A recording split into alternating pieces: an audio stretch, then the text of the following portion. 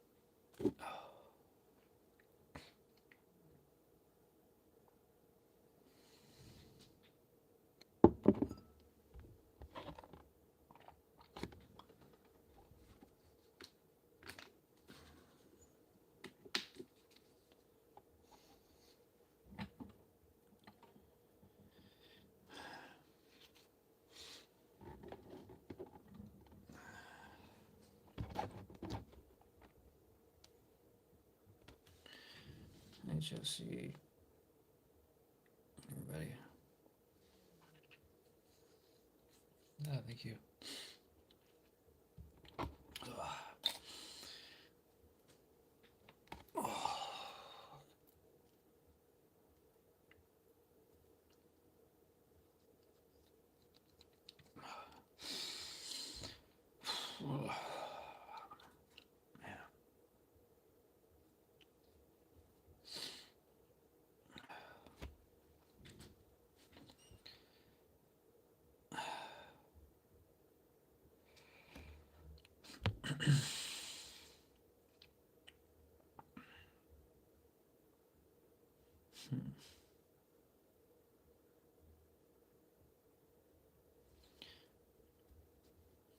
Yeah.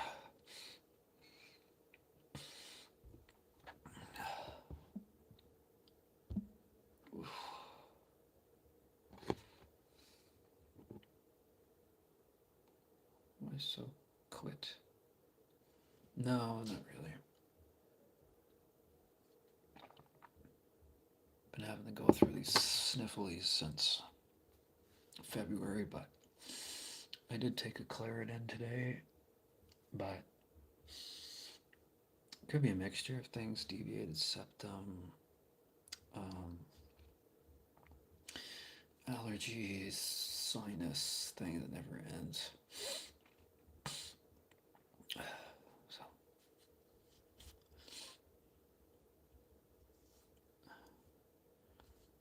because the chat's quiet.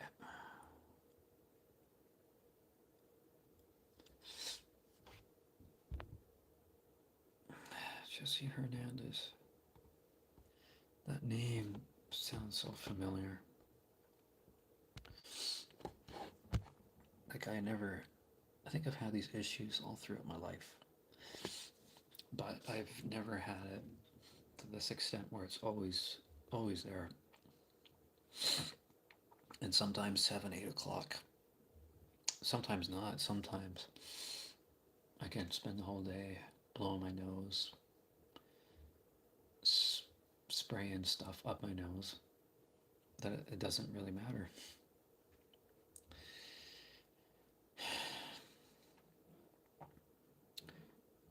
So, I mean, I already know I have a deviated septum, but no one's doing anything about it.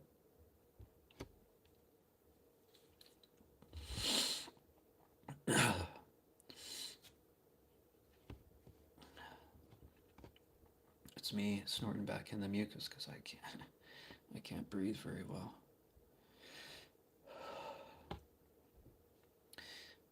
These are the only prescription glasses I've had, and I haven't worn them a lot, but my eyesight's not terrible. They're just good for distancing, so um, I said I was going to try and use it, put them on every day. I haven't been doing that, but, because then your brain will try to get adjusted. Maybe they'll hurt.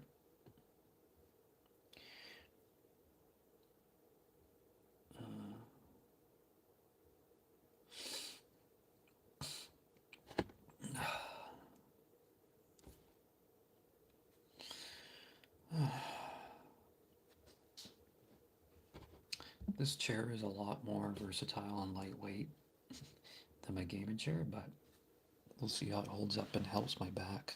It can't recline. Arms do go up though. So that's handy if I want to play guitar and stuff.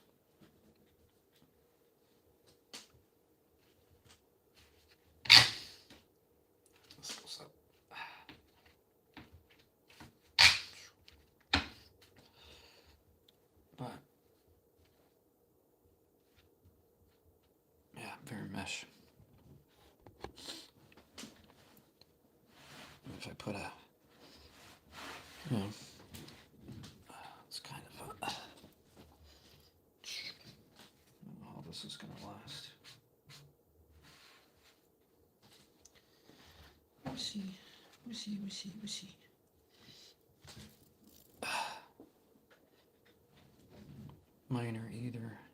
Mine either. Mine either. Mine either. Mine either. Mine either. I haven't used these. I'm with half Soundcore everything, but somehow these don't last on a charge. And I wrote the Soundcore about it. If they send me a replacement, yeah, but I thought I figured out the problem. They weren't charged all the way, and it's been months and months. I think I have two of these.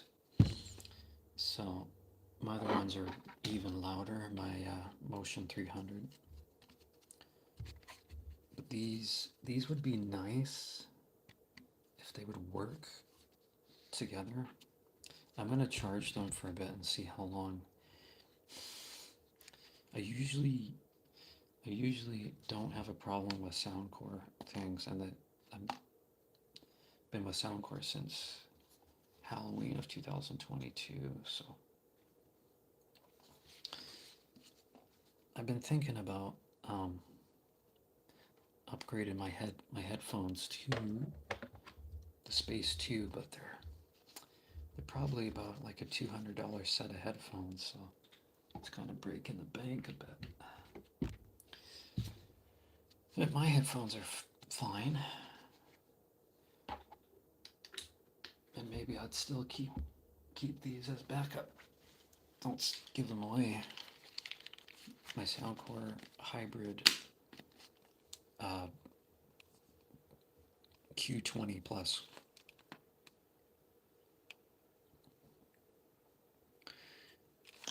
Originally had the black ones, but for some reason I just like the white. Even though I've kept them in good condition. Like your change. My vision is good too, that's what I mean. Oh. Yeah, vision, eyesight's not terrible.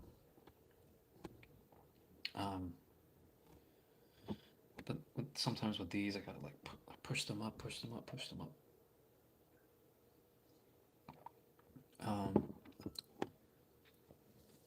I always think that I would get some other type of glasses, like on Clearly.ca, maybe some that are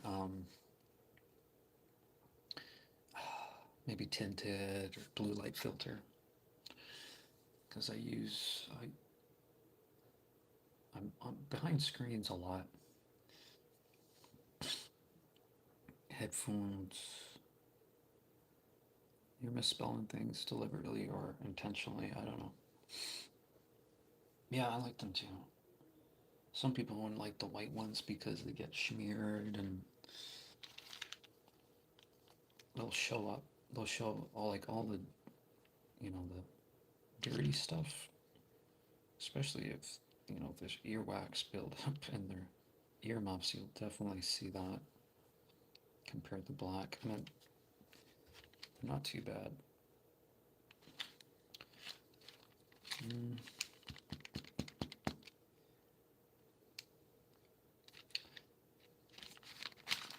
I'll have to see.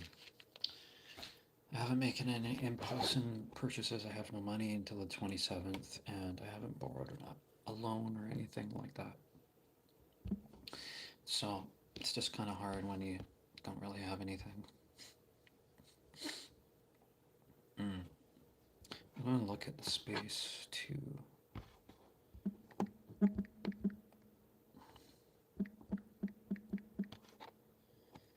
See, these don't have those. I didn't really like those metal things, but sometimes they're okay. I have them on my aviators, the pads. Yeah. Jeez. Space One is $129.99 in Canada. Space 2 are $179.99. It's a lot of money. They come in 3 different colors.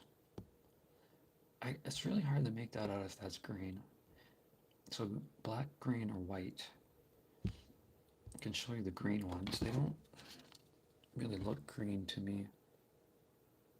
It's an off-color green. Eh.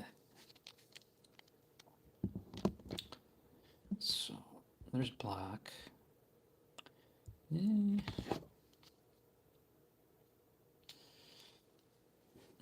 There's the black ones. They're very similar to the Q45s I used to have. I didn't have those for long. I think I ended up returning them or something.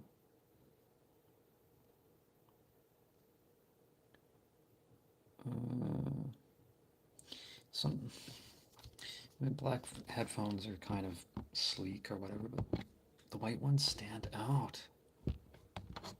Right? So this is mine. Or whichever. So this is, these are the Q20 Plus and Space 1, or Space 2, sorry.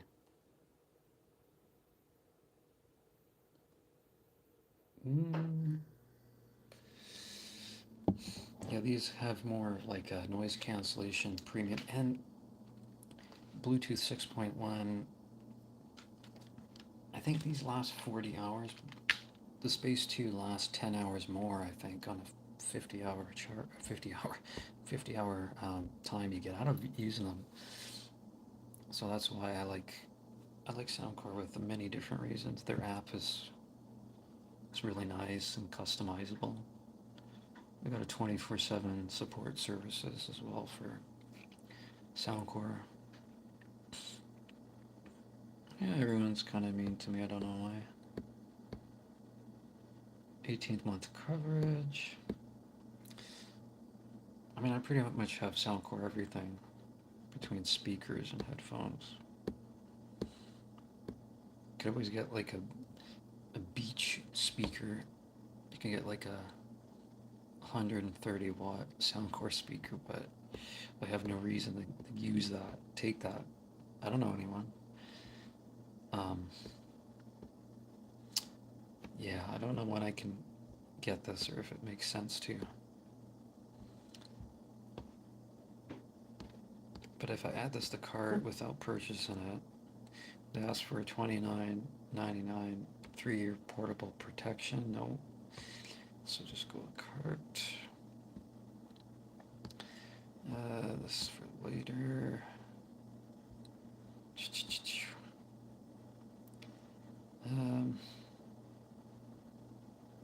Oh, this mug was kind of cool.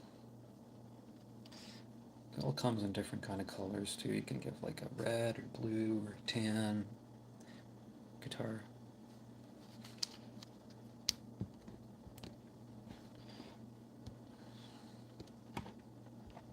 So if we go and buy it without buying it.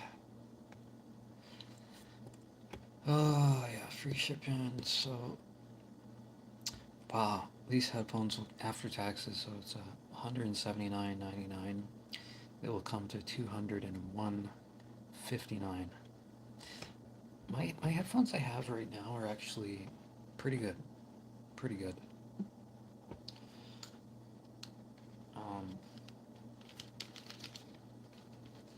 Yeah, but my purple, what do you call them?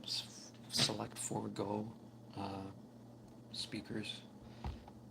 They don't, you know, they were doing fine, but my Motion 300 Soundcore speakers, they don't really have any problems other than I've dropped them before by accident. But they're more durable. Anyway.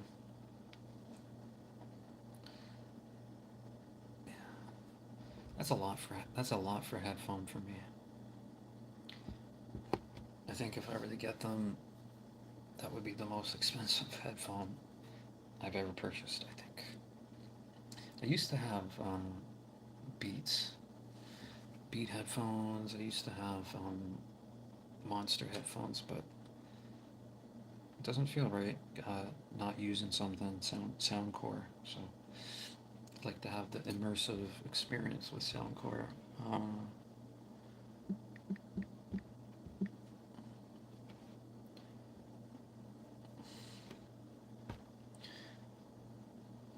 Probably makes more sense to get this futon. I used to have this futon. Jeez, this was so nice. I've been wanting to sell and get rid of my Bikuganshin love seat. This is a little bit more compact. And it goes down. Let's see if I can try to do this. The back camera's a little better quality. But I used to have this. And this thing can go down on a little tiny bed. So yeah, Walmart has it. I think it's even, yeah. Maybe it makes sense to get this instead of those headphones. My headphones right now are actually pretty nice, like I say.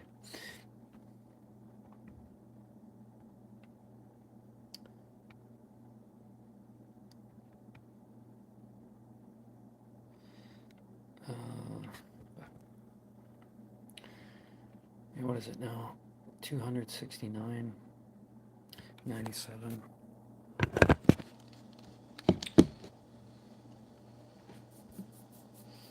I'm gonna see if I can sell my love seat.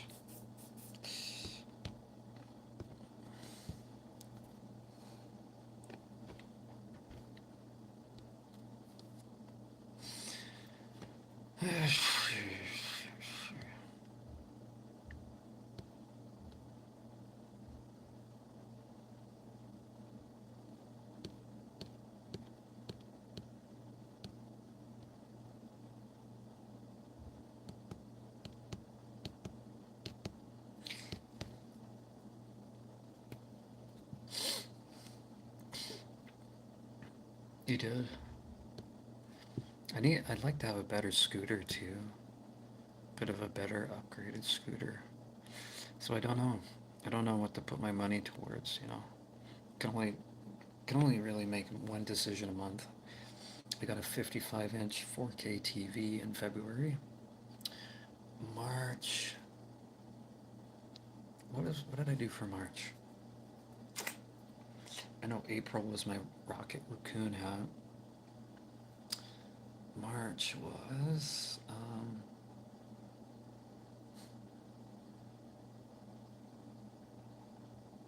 so February. What did I get?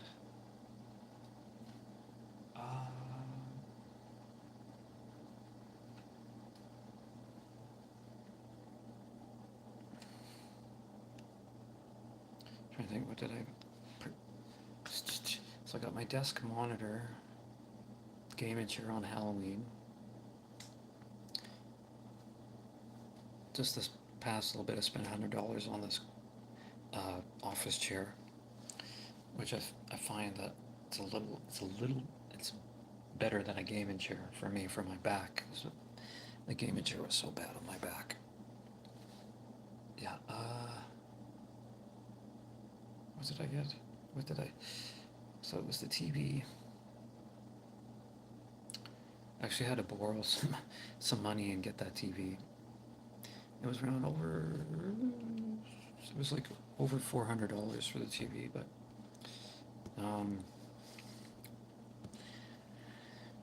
yeah. I'm trying to think.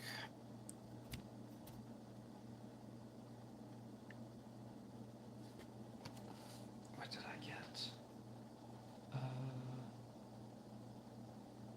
Oh, duh. Yeah, my acoustic guitar in March. March 25th, I bought a new acoustic guitar and sold my other one.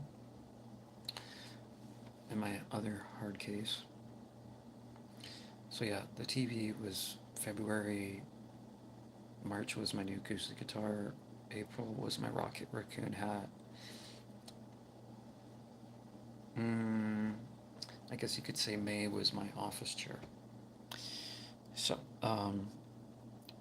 June this month, I don't know, maybe don't spend anything at all, right? I don't know. Takes forever to save stuff, you know. Okay. Um,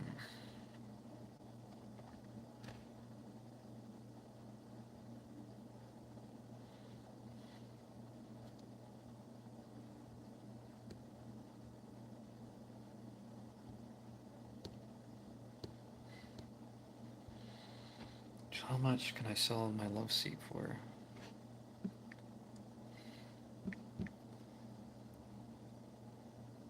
$110. I'm gonna see if I can sell it.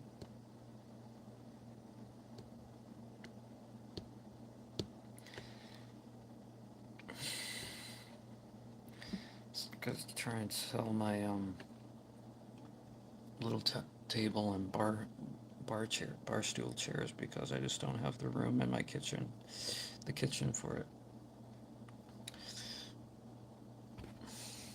Don't have the space. I don't have the space for this apartment. Yeah, it's not good to be broke.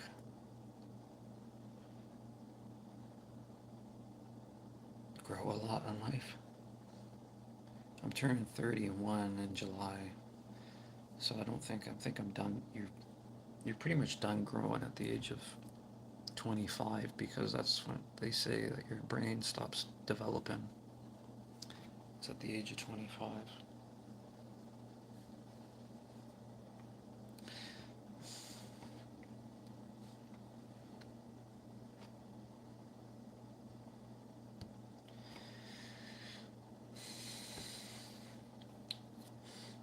I mean, I love to have that love seat again. Definitely would like to have a better scooter. The headphones can definitely wait. I think I'm gonna look at some scooters now. Does it make sense? Because my scooter I got from Amazon, um, 500-watt motor. I think I want 500-watt motor or above that. So, yeah, I'd have to save for that. Ooh. 800-watt motor. 800 watts. Hard to really say. Claim about 31 miles. Charge once, ride all day. That's what I want to have. Dominant break-in system. I gotta take a look at this. Some scooters you can have a seat. That's what they say on here.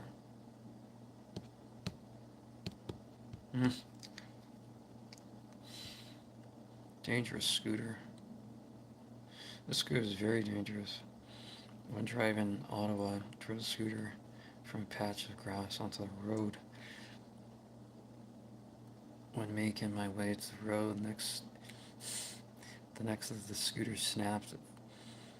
I felt scraped my legs and broke my arm. Oh my god. Shit. That. Do not want to have an injury. Yeah, maybe an e-bike than a scooter. Let's see here, e-bike. Some of these, they start out at like $400. That's the cheapest. But we're talking, something like this. Something like this. This is like a little tiny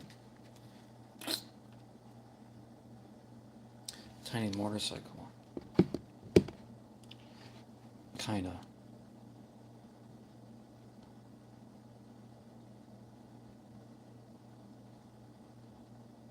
But I don't know if I could bring that inside here. It must be really heavy. 470 watt motor, 32 column speed, max range 28 kilometers, or 17.4 miles. Now, I think you really take chances when you get scooters and e-bikes on Amazon, but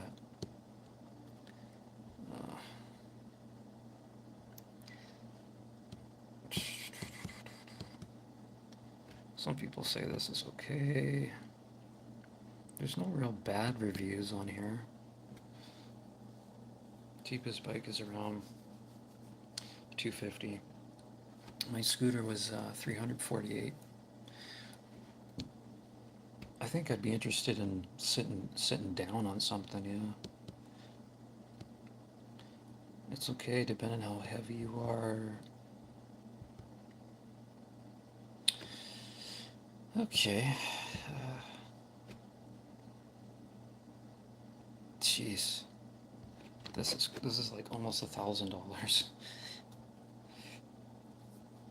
But it's got a 2,500 watt motor.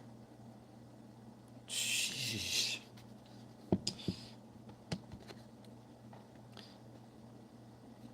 But to be strictly go because it's not bring you over and take it any what? But it has to be strictly go because what? It has to be strictly go because what? Just look. So Prime.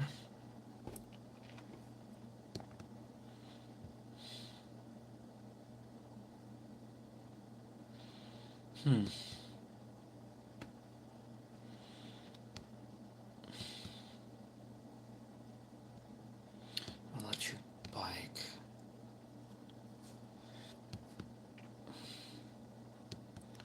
Yeah, I'm seeing a lot of deals on here. There's a GoTrex Nano. It's a 14-inch folding electric bike. Max range 41 kilometers. 350 watt. Yeah, I don't know about this one. It's not enough wattage. See, my scooter is 300 or 350, or let alone right now, and don't. I mean, 500, 800 watts, I think would be okay. 500 would be a little bit better for wattage. E-bike, 800 watts.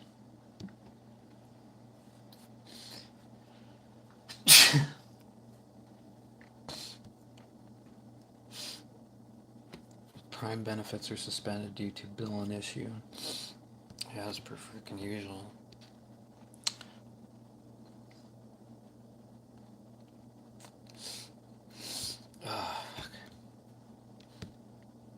Maybe a 500 watt one.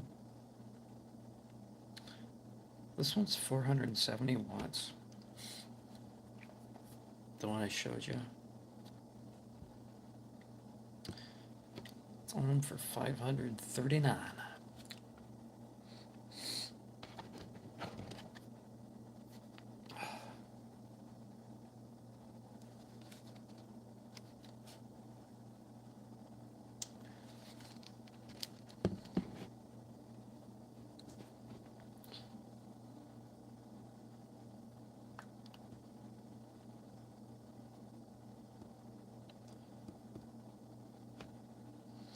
Multiple benefits. 3 wide tread shock absorption. HSE still here. Bell. Keys will lock. Accelerate the speed. Flat, gravel, snow, beach.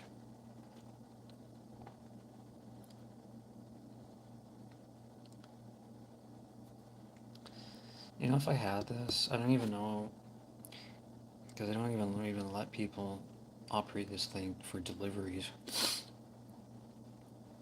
I think so.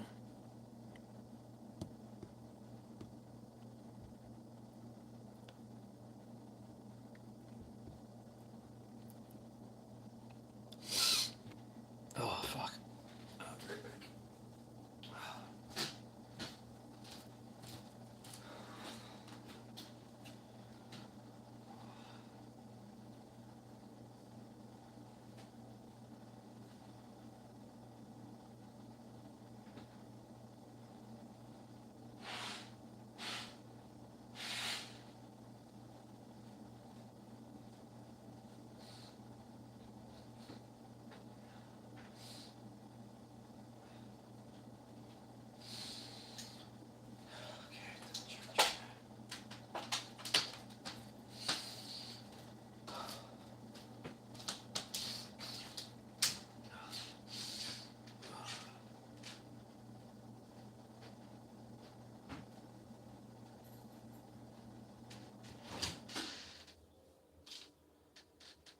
Fridge gonna be so fucking loud.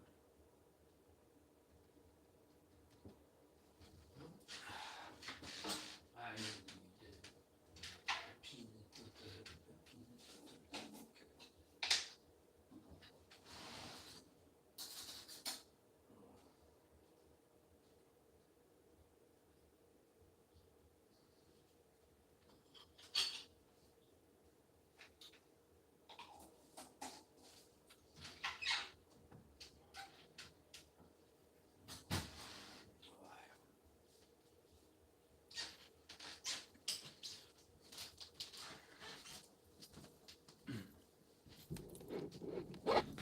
Whoa.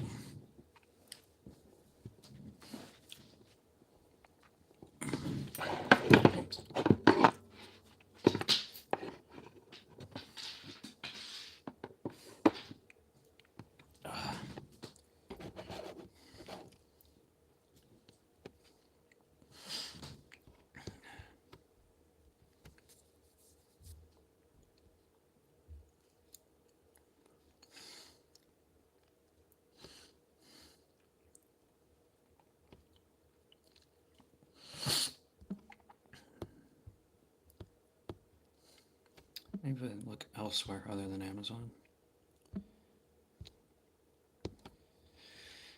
E-bike. I said yes twice now.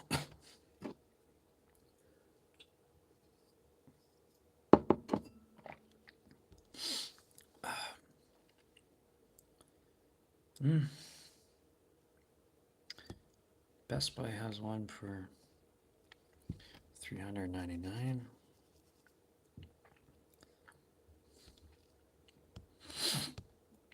Yeah, don't waste your money on this.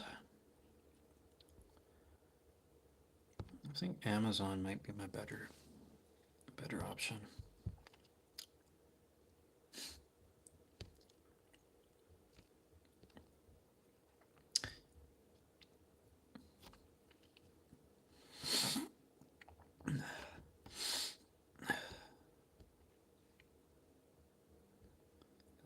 Other places just going to cost arms and legs.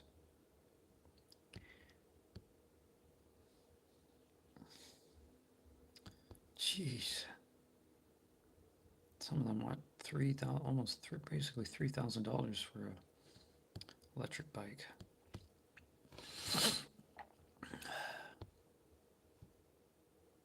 It's too much money.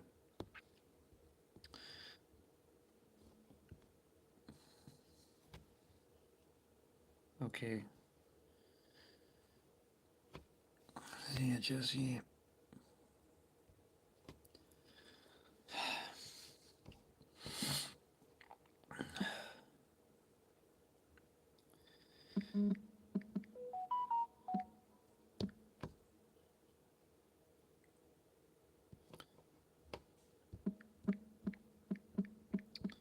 Told.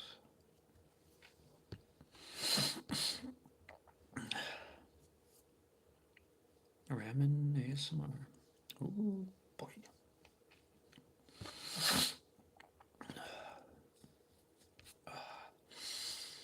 Oh, man.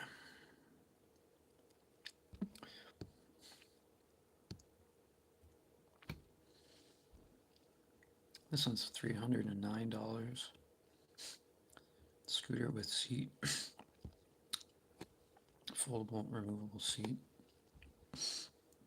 700-watt peak motor.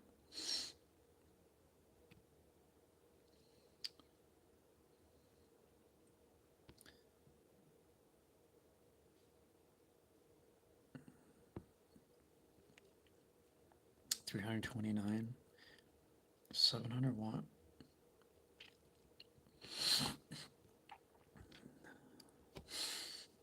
Oh, jeez.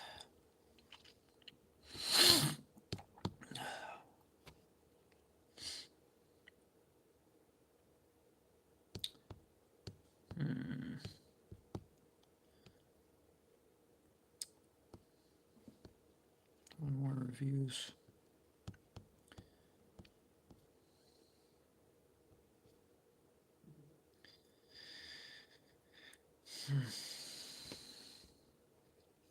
Oh, it's only one.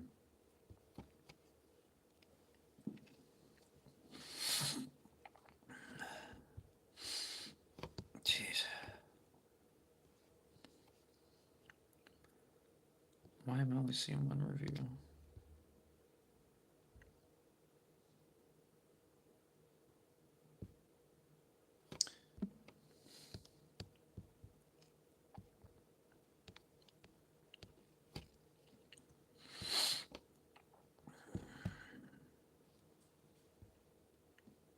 Two-in-one ride-in modes.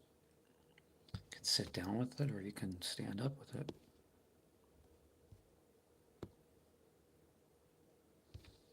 Hopefully it's not hard.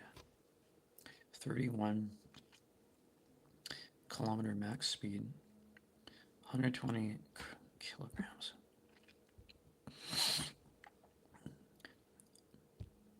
120 kilograms in pounds. 120 kilograms is 264.555 pounds. I don't think I'm ever going to be that big.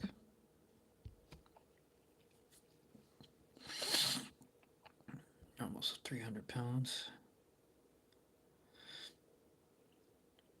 20-degree uphill climb. You know, this one might actually be a better upgrade scooter for me. But there's also that e-bike. But it's a little over $500. How is 5 hours fast charging? Got lithium battery, Chinese though.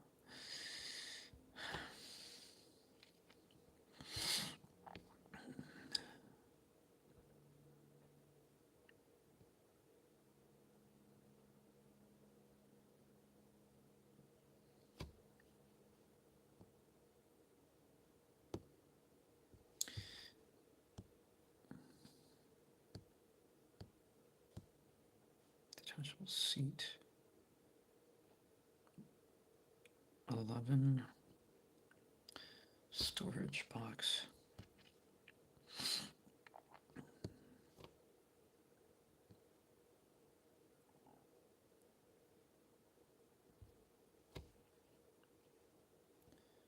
There's, oh.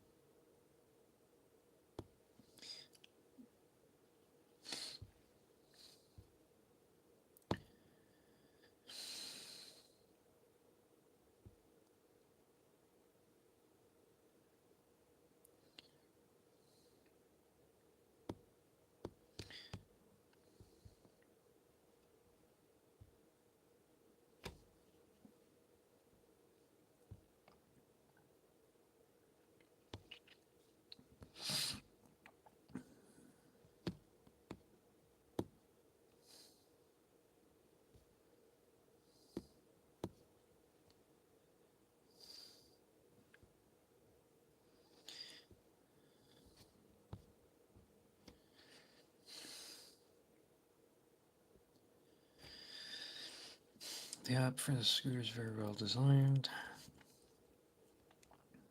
Those features are highly practical. You can freely set the maximum speed limit. 2, you can lock the accelerator to prevent accidental acceleration. Oh.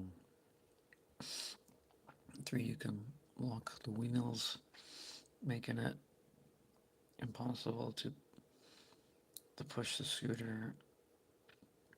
4, you can monitor the battery level. The white aesthetic is also quite stylish. Option to attach the seat is a thoughtful touch as well. You can choose to use it or go without.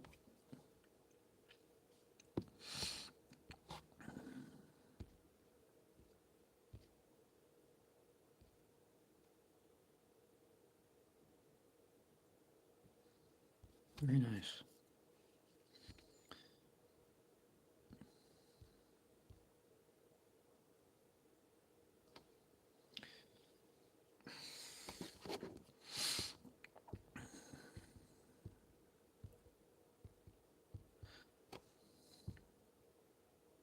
How can I share this?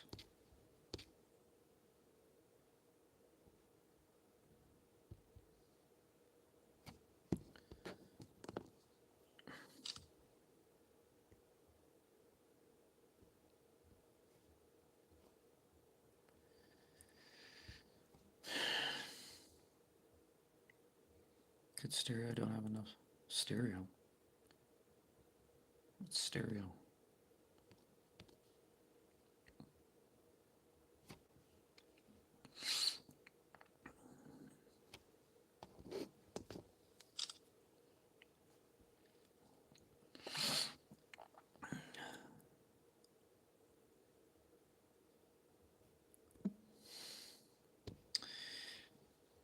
This e-bike has 470 watts, while the scooter has 700 watts. Makes sense I get a better scooter.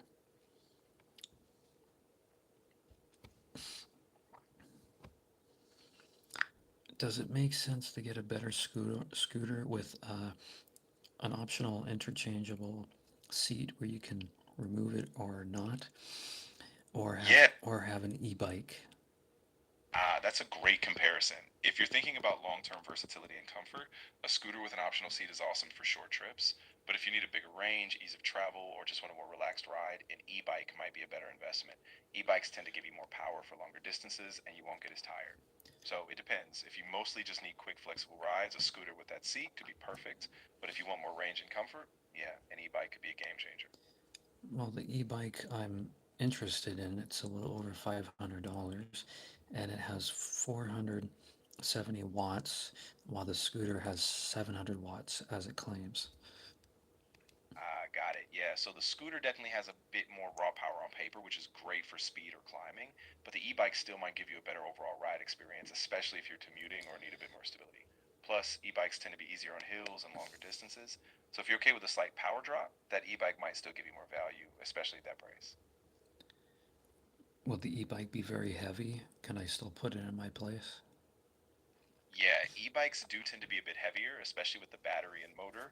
Depending on the model, some can be around 50 to 60 pounds or more. So if you've got to carry it upstairs or store it inside, it's definitely something to consider. You'll want to check the exact weight and see if you can comfortably maneuver it in and out. If it's too heavy, a lighter scooter might still be easier day to day, even with less power. So what do you think I should do? I think it really comes down to how you plan to use it day to day. If you need something for longer rides or commuting and you're okay with a bit of extra heft, that e-bike will be a great investment. But if you mostly just need quick, nimble trips like short errands or popping around the neighborhood, then I'd stick with a lighter scooter. If you can, maybe test them out in person or check a local shop so you can get a feel for the weight and ride before committing. Well, I can't because I order off Amazon. Ah, right, that makes sense. In that case, I'd say definitely check the specs and user reviews carefully, especially for weight, battery range, and overall build quality. And if you decide on the e-bike, just be ready for a bit of a learning curve, especially if you haven't had a heavier ride before. But I think if you've got a decent budget, it's a solid buy. Just keep an eye on your comfort and storage space once it arrives.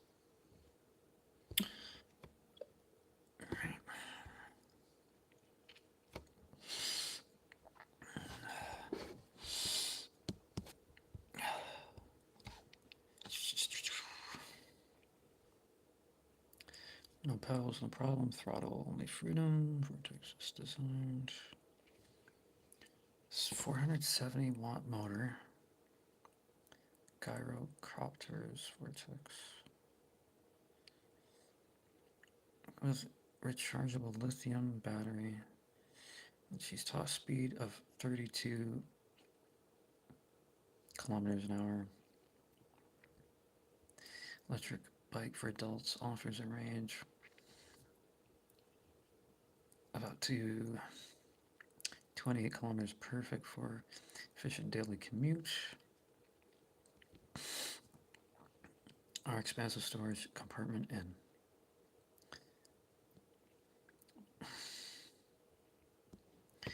I'm gonna ask how heavy it is. How heavy is it?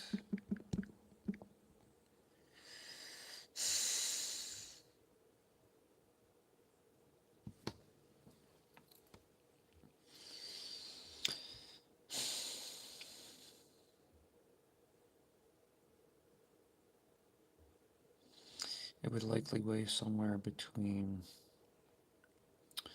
20 and 25 kilogram. No, yeah, about 44 to 55 pound range. It's kind of on the heavy side.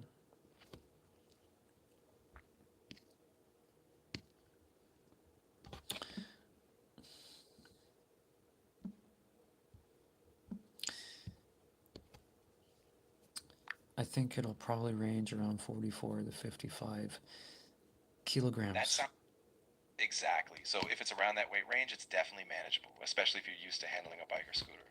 Just make sure you have a good grip or a carrying method if you need to bring it upstairs. But yeah, that range should be pretty reasonable, and you'll still get that e-bike boost for your rides.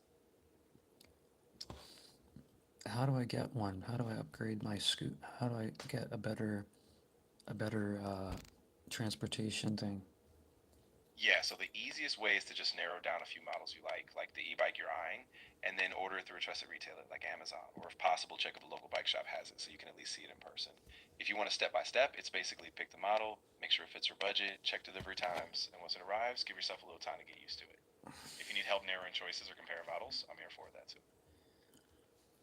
No, but how would I get one? Do I have to save up for it?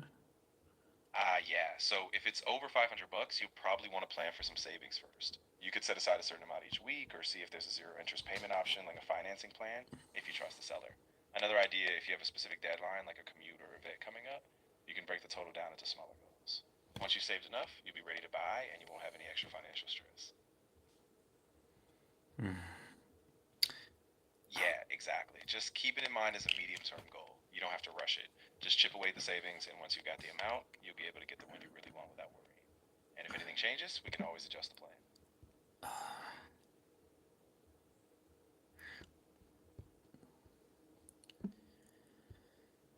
So it's $539. How much would I have to save? Good question. So it depends on how much time you have. Just pick a time frame and we'll figure it out. For example, if you wanted to save up in 4 weeks, you divide 539 by 4. That's about $135 per week. If you prefer a shorter or longer period, just let me know and I'll break it down. What about save within 2 months' time? Perfect. So 2 months is about 8 weeks. So you take 539 and divide by 8. That comes out to roughly $67 per week. Just set aside that amount weekly, and by the end of 8 weeks, you'll be ready to go. What makes the more sense? 2 weeks? Oh, sorry, two months or 3 months? Yeah, so it really depends on how tight you want your budget to be. If you go with 2 months, you're saving around $67 a week, which is a bit more aggressive. If you stretch it to 3 months, it drops to about $45 a week, so a lot more manageable, but it'll just take longer to get there. If you feel like you can keep up a steady pace without feeling too strained, 3 months is easier on your weekly budget. But if you're motivated and want it sooner, 2 months is totally doable. What should I do? I'd say go with 3 months. It takes the pressure off so you won't feel stretched week to week and you still get to a solid goal without rushing. You'll just stay consistent, set aside that 45 bucks a week, and before you know it, you have the whole amount stress free.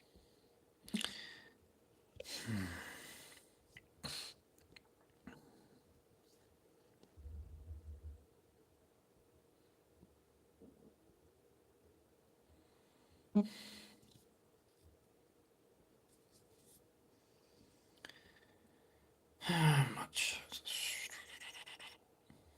Jeez.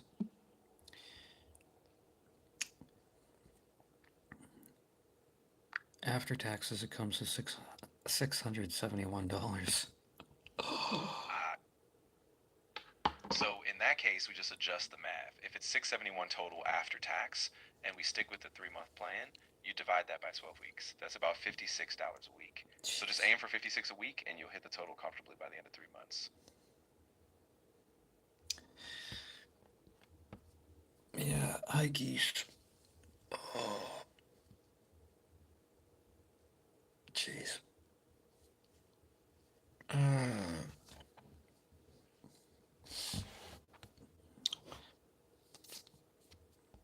Oh wow. Just looking at scooters and e-bikes.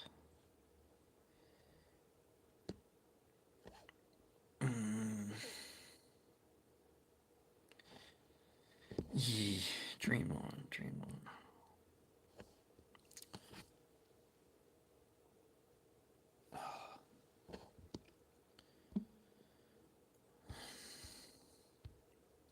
Go to bed soon, but take forever to sleep.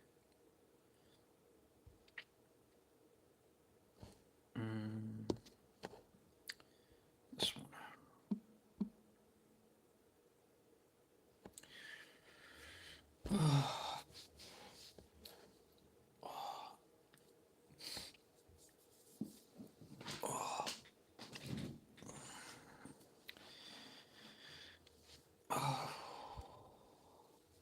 Drive is just so low.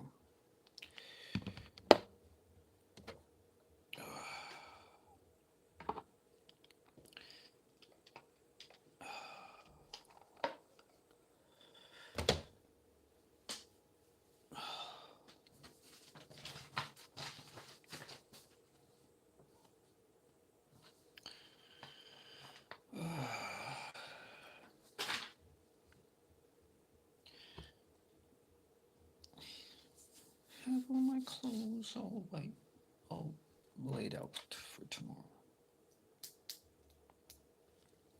My Dunlop pick or cat tongue. Cat tongue just won't be as clear. Kind of light or medium. I feel this is hard.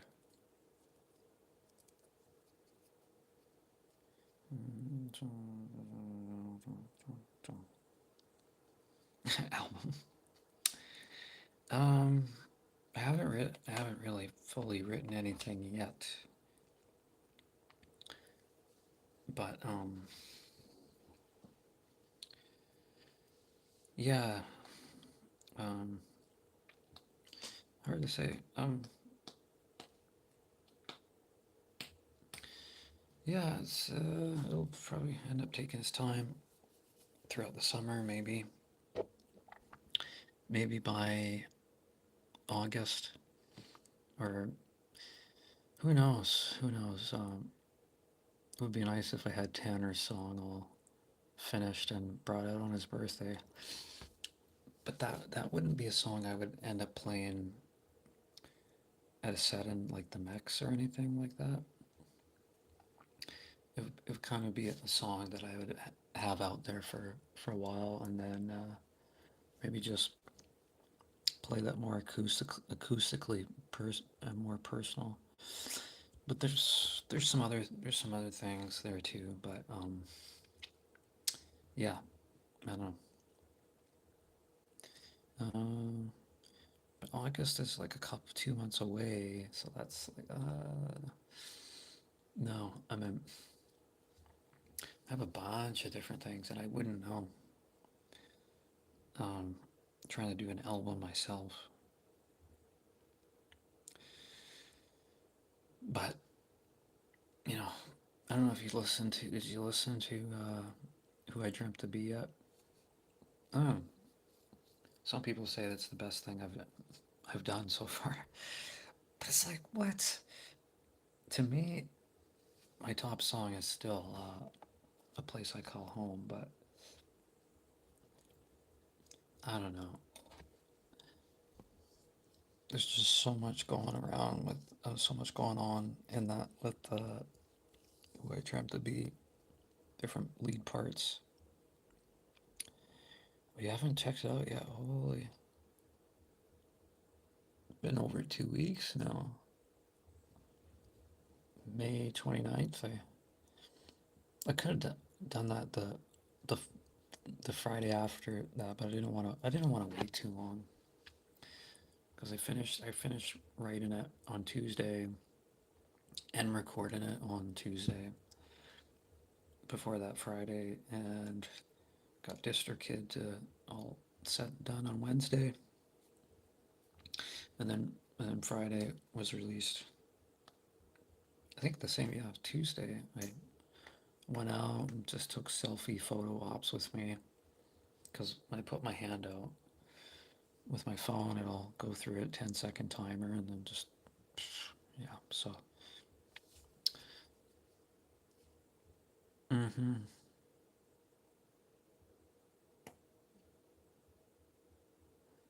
Mm.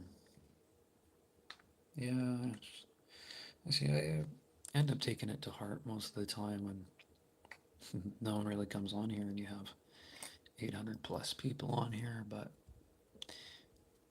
no. I have I have a lot of time for downtime, but sometimes not enough because I'm always on the go, whether I gotta go to take my laundry or go to the food bank or but there's a chunk of time to do maybe songwriting or whatever, but then there's distractions and disturbances with where I live and got some unwelcoming vibe. So I think a little bit more is going to showcase in my other songs there too. I mean, it kind of did, but there's some heavier stuff that's going to go into some other different territory. I think potentially. I meant my Tanner song is there, but it hasn't really formed yet. It's almost like when you shatter a like a mosaic kind of vase or something, then you just like try and piece it back together.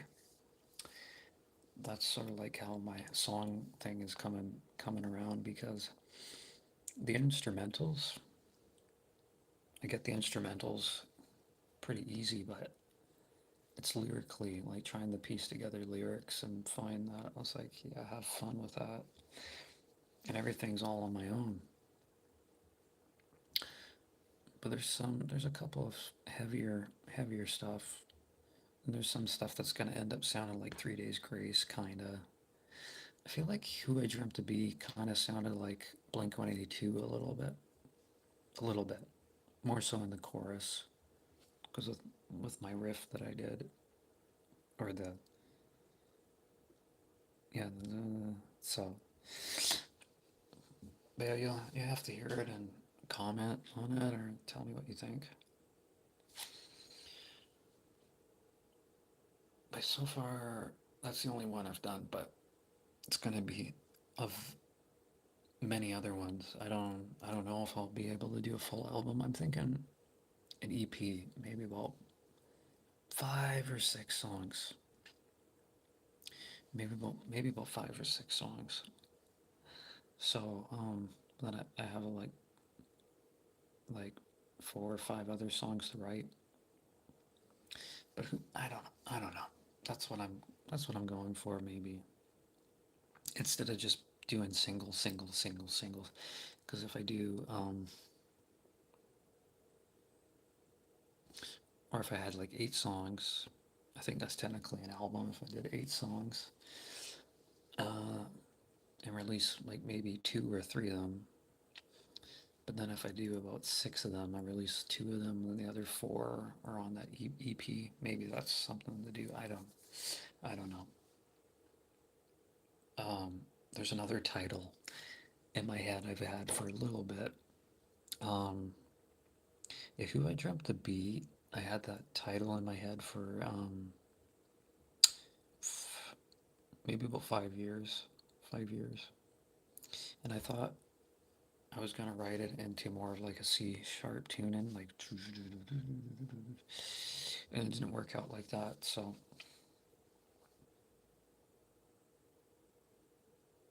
well, Who I Dreamt to Be is on pretty much everything except TikTok. It's on, it's sent out through DistroKid, so it's on Apple Music, it's on iTunes, it's on Deezer, it's on Amazon Music, it's on. I mean, I can go through the list of what it's on. And then there's a possibility of getting DistroKid to bring my own store so they can print out me on shirts and mugs and whatever. I'm like, yeah, let's see that again.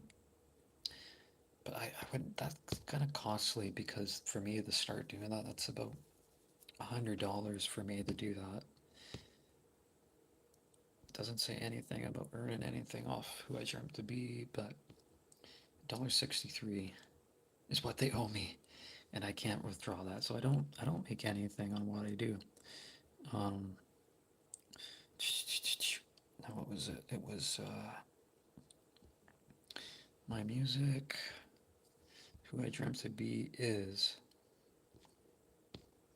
on 23 different streaming platforms and stores. I don't know most of these logos, so Spotify, Apple Music, YouTube Music, Amazon, Deezer, iHeartRadio, I think.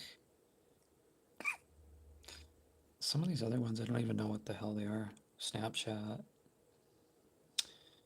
Instagram. I don't know what these other ones are. Could be on Google Play as well. Don't know. Oh yeah, my merch. Once you have a direct store, views and sales for products. Oh, it's about $8.08 a month. You keep. Get a merch store, yeah, that's right.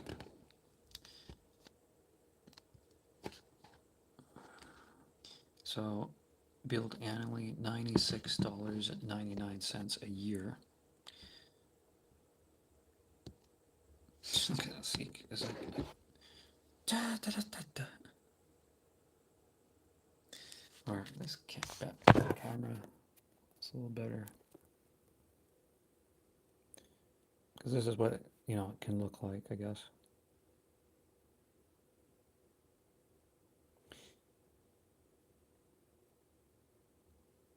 There's actually a song I have that's a cross between if Tool and 3 Days Grace did a song together, and it could even be my main song of the album or EP that I'm working on. So, yeah, I have a raw instrumental down or memo. Not really. Yeah, it could be on a mug too. There's kind of cuts off on it. Simple dashboard to manage settings, smooth. How can I sell? T-shirts, mugs, tote bags. Each one is made to order, so you only make what listeners actually want. Yeah, t-shirts, tote bag, and mugs. How do I earn? Connect your PayPal during setup. Pick your products. Who pays and handles shipping? Customers pay for shipping at checkout. Our print shop handles packing and delivery straight to them. Oh, that's kind of interesting. Can I get samples of my merch? Order from your own store like a customer would. Ship it to yourself. You'll see exactly what they get.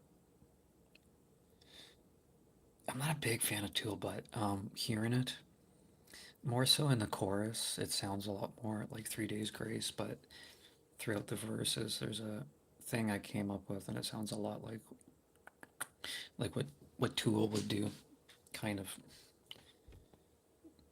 And I think I had it like I think there was like a delay, and there was like a ping pong delay, and then there was this other delay thing I was doing with it. Who knows? Who knows? I don't. I haven't had any other song written yet. Hopefully.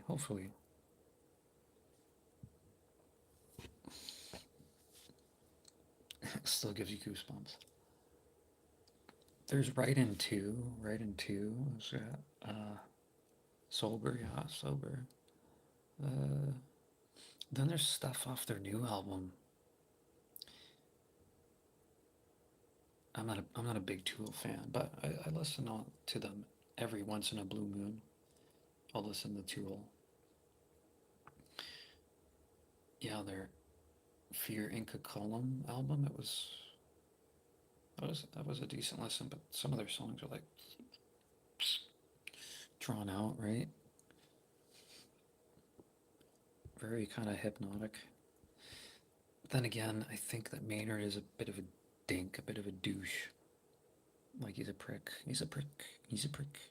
I just don't like his attitude and the way he does things, really. So, but when I came up with, I'm like, yeah, it kind of sounds like crossbreed between Tool and 3 Days Grace. So the music videos don't even feature them, like 3 Days Grace does, but Tool to have like a claymation kind of thing. Trippy.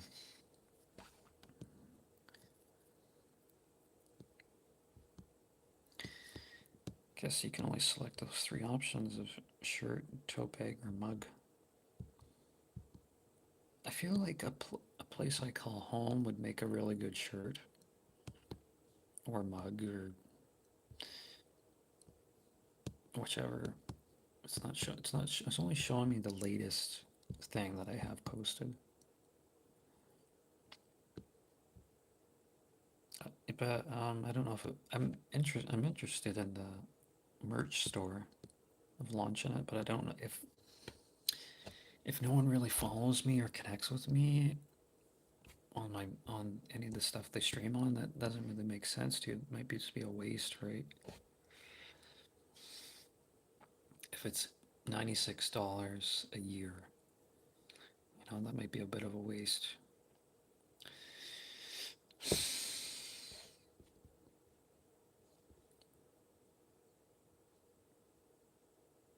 Mm. Yeah, and then there's the oh no. Oh, wheel playlist. Pick a song.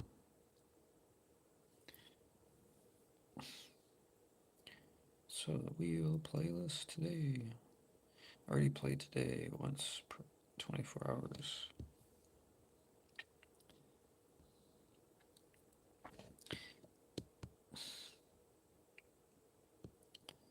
Yeah, Tanner's song, I don't even think it's gonna be written by next week. I doubt it. It would be nice if I've written all the other songs before I decide to release it, but that's quite a that's gonna be quite a difficult one to just even. It was even really hard to write Who I Dreamt to Be, but I took an instrumental I came up with over a year ago on my acoustic, and yeah, so there was three stuff, like my old acoustic guitar, my new acoustic guitar, and my electric, all in that song. So my electric, I wasn't using a heck of a whole lot in there because it was almost overpowering the song a little bit too much. So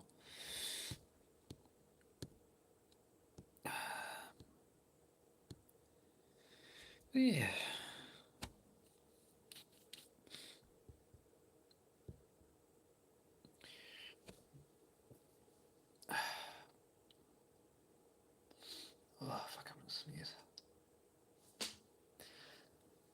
Oh, fuck me.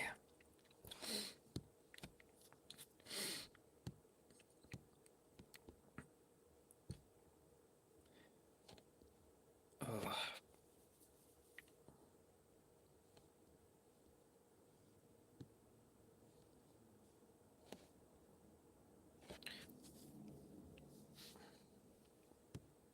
Yeah, Who I Dreamt to Be. It's been my first original song because the last one I wrote was A Place I Call Home back in 2016.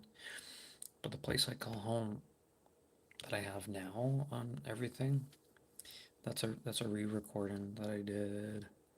I recorded my guitar parts outside in a park in 2023 in the summer, and then fall of 2024 I just sang it into my phone outside. Probably hard to believe, but that's how I did it.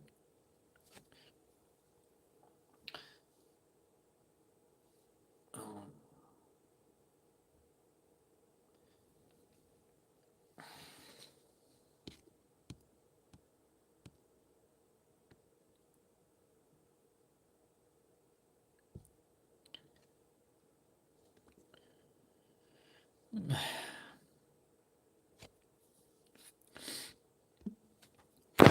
God,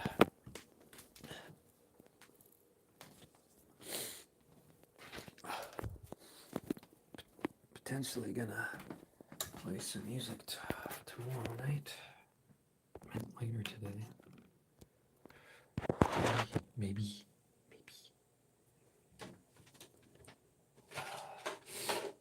It's a matter of.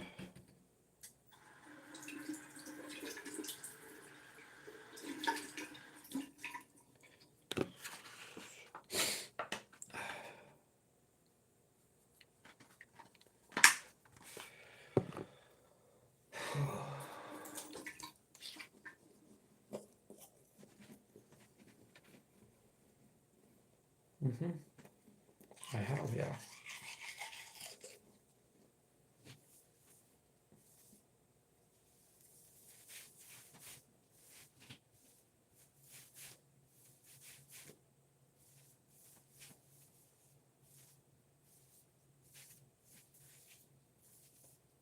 Hmm.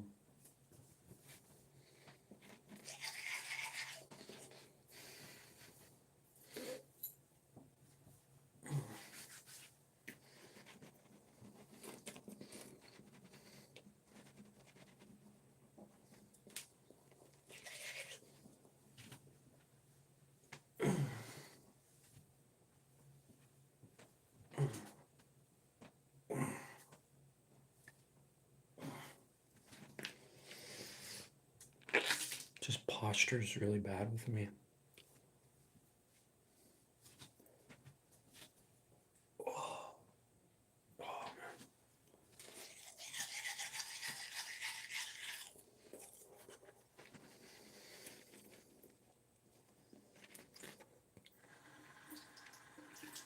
Hmm.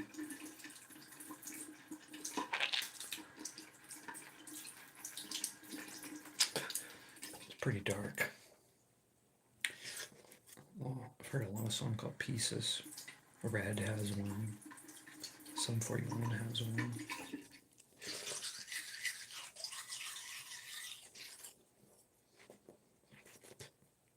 Linkin Park has a song called In Pieces.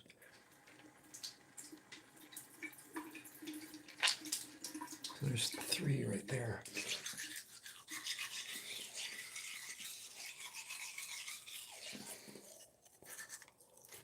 I'm broke until the 27th. Such a long time.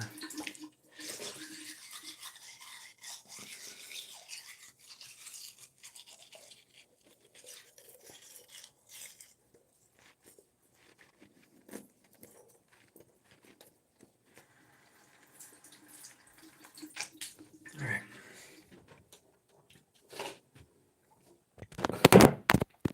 Oops.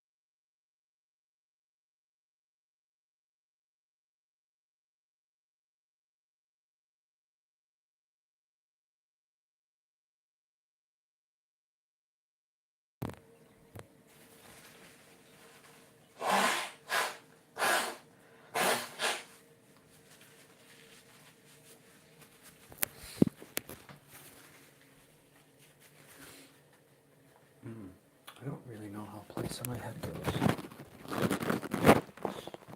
There's breaking the hammock. Yeah, I almost say breaking the hammock, and I'm breaking the hammock tonight. Yeah, you're gonna break the hammock because you're 384 pounds. It's right there. You're 422 pounds. I'm breaking the hammock tonight. No. Oh, giving up is such a crazy one. I've given up, suffocated. What the fuck is wrong with me? But it just gets so crazy. It's like, put me out of my fucking misery. Put me out of my fucking misery.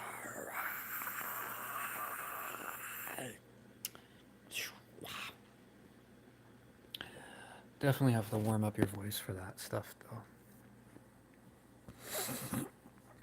Definitely have to warm it up. And I haven't. Wow.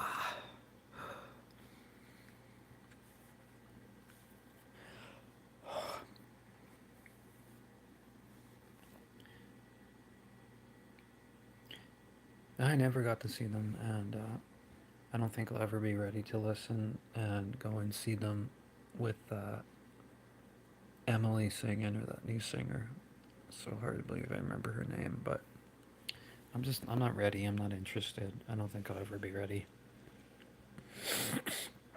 I don't care. I think they should have just put Linkin Park to bed when Chester died. So it's too early. Anyway, it's like 2017, and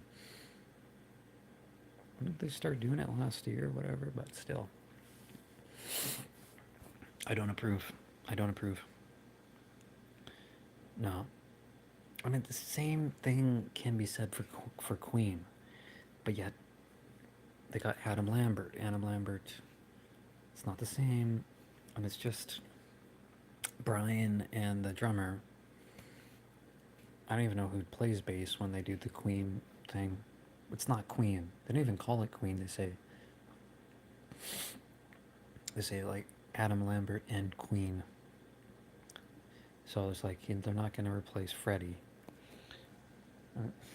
But they've already replaced Chester with Emily, right? They've done a new album. They haven't done a new album with Queen. So I don't really understand. To me, it's like if somehow Dave Grohl, Chris Novoselic, they decided to get a new singer and make new Nirvana albums. So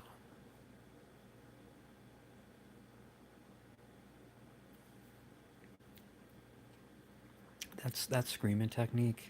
Hopefully it didn't do damage to my to my vocal cords or anything, because you have to warm up with that. So hopefully I'm not straining too much on here with that, because that kind of technique can end up ruining your voice if you're not doing it right.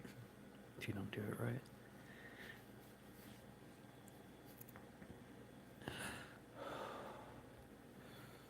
Sometimes it's just really hard to breathe. I guess it's really hard to breathe. It's definitely through my nasal breathing.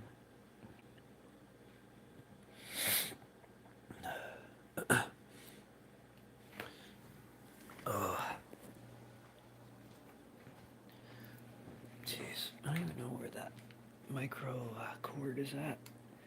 Charge my lights.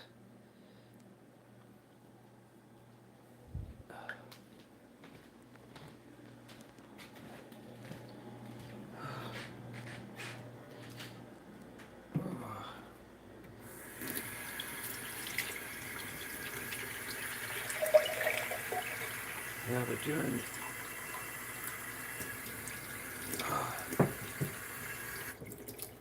doing Chester's screams is pretty damn intense. Even Matt Walsh's screams are pretty damn intense too. Pretty damn intense.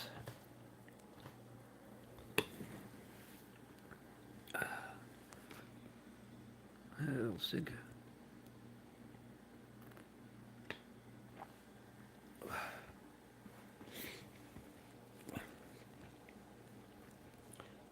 Yeah, and then there's Andy Biersack. He does those screams too, but man, I worry about that.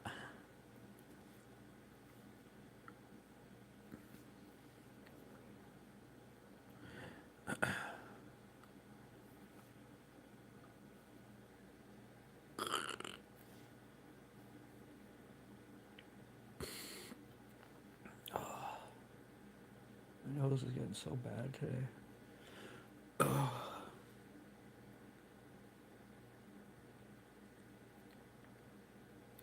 How are you, Sig?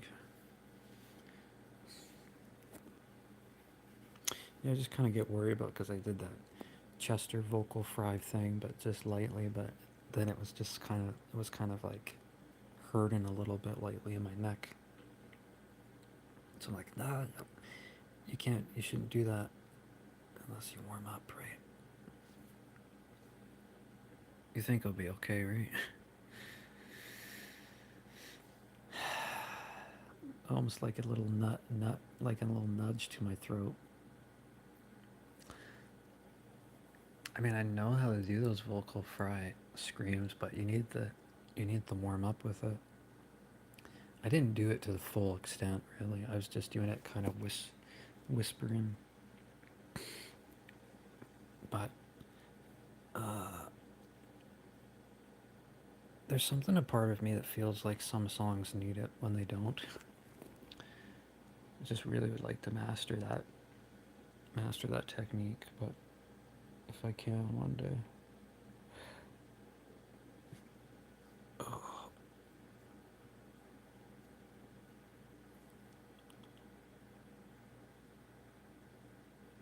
Oh, itchy.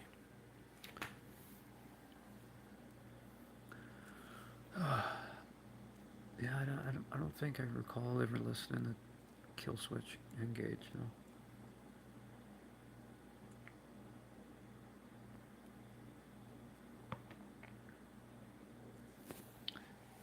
Oh, there's this, I think it's called Parkway Drive. There's this song called, if I remember, it's called Cemetery Bloom or something like that. There's this playlist on my Spotify, and I think it was, well, I don't think, I know it was a part of that playlist.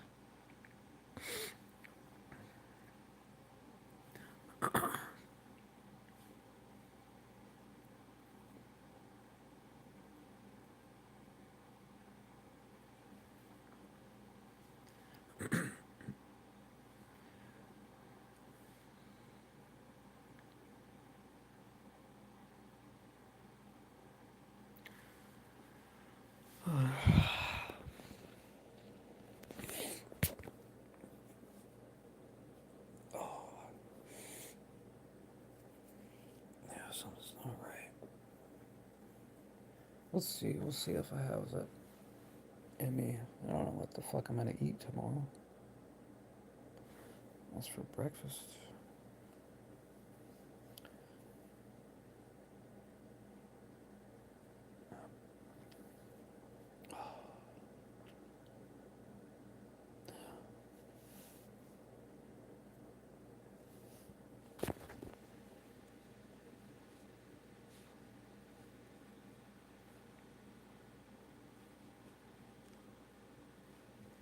You still there, geese?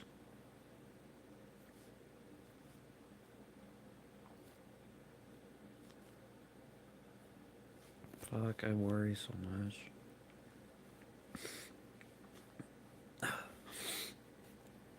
Why do I feel like I'm sick all the time? Bear! I was just worrying because I did that Chester Bennington vocal fry that my throat was kind of getting a little nudgy, feeling like slight discomfort. Not discomfort, but as I said, I didn't do it to the full extent. I was kind of whispering it because I don't want to strain, because if I'm doing some songs tomorrow, I don't want to wear it out, and I don't want to stream too long on here either, because most of the time no one really comes on here, and it's a bit of a problematic because I don't tend to get tired until like 4 or 5 in the morning. And there you go, there you go. I don't think it's going to be envisioning blood come out of my mouth because I did a vocal fry lightly. Lightly. I mean, when I was in elementary school, there were times where I would scream like a banshee. Where's that part of me? Ah, where's that me? No, for the most part, I'm a little bit stoic now, and I take my anger and the whole reactive self, me, you see that more in my music when I do covers and stuff. Yeah, I've been seeing that, but just actually just do a regular scream, like, nah, no. Sometimes it comes down to energy and being so tired. Like when I wake up tomorrow, or later today, because tomorrow's today now, I'll wake up more tired than when I went to bed. It could be like sleep apnea or something. So sleep apnea, deviated septum. Why don't they just give me a mask and set me up with some sort of oxygen tank? I don't know. Night owl, yeah.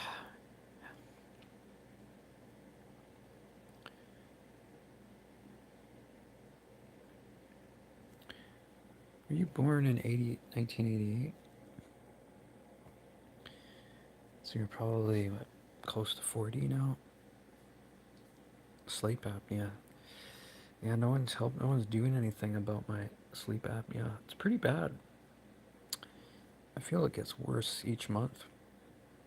Feels like I'm like so tired. Like the sleep didn't matter.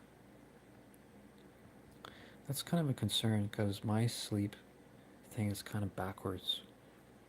So I go to bed, I'm not very tired, and I wake up and I'm like, oh my god.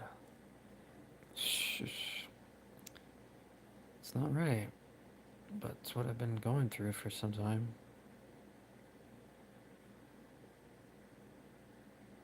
And I don't, so far there hasn't been anyone that really helped me.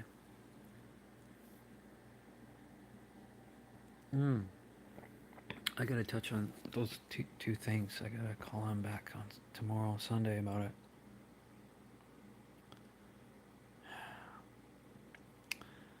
Yeah. I'm pretty for sure I have a deviated septum and sleep apnea.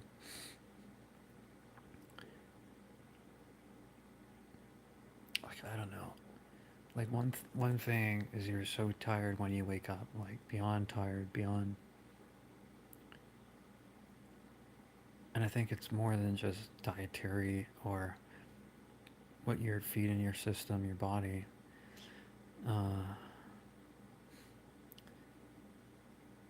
and then the whole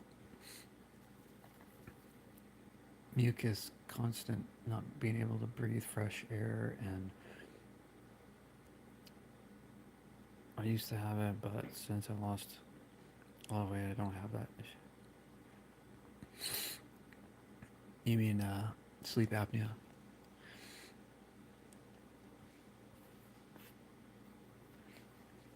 And that tiredness goes on for maybe 2 or 3 hours or more when I wake up. Sometimes I'm like, okay, well, I'm gonna snooze again, and then I wake up at like 1 in the afternoon, or hello, it's 2 in the afternoon, and I wake up, or whatever, 4 in the afternoon, whatever. But that's how it is. I have a really tough time throughout the night sleeping. And then the thoughts get in your head, right? Sometimes the creativity is best at nighttime.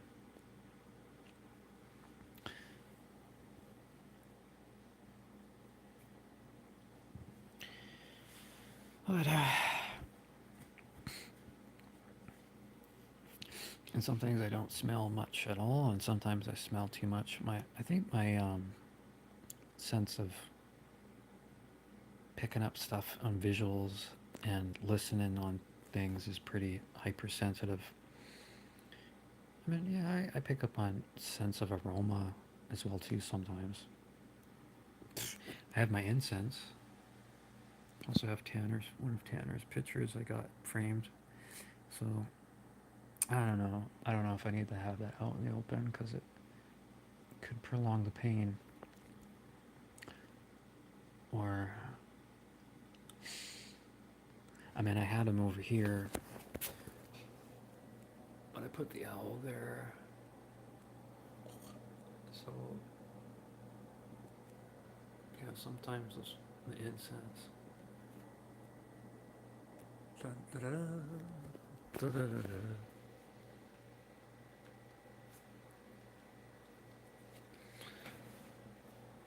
I just wish I could soundproof this shit.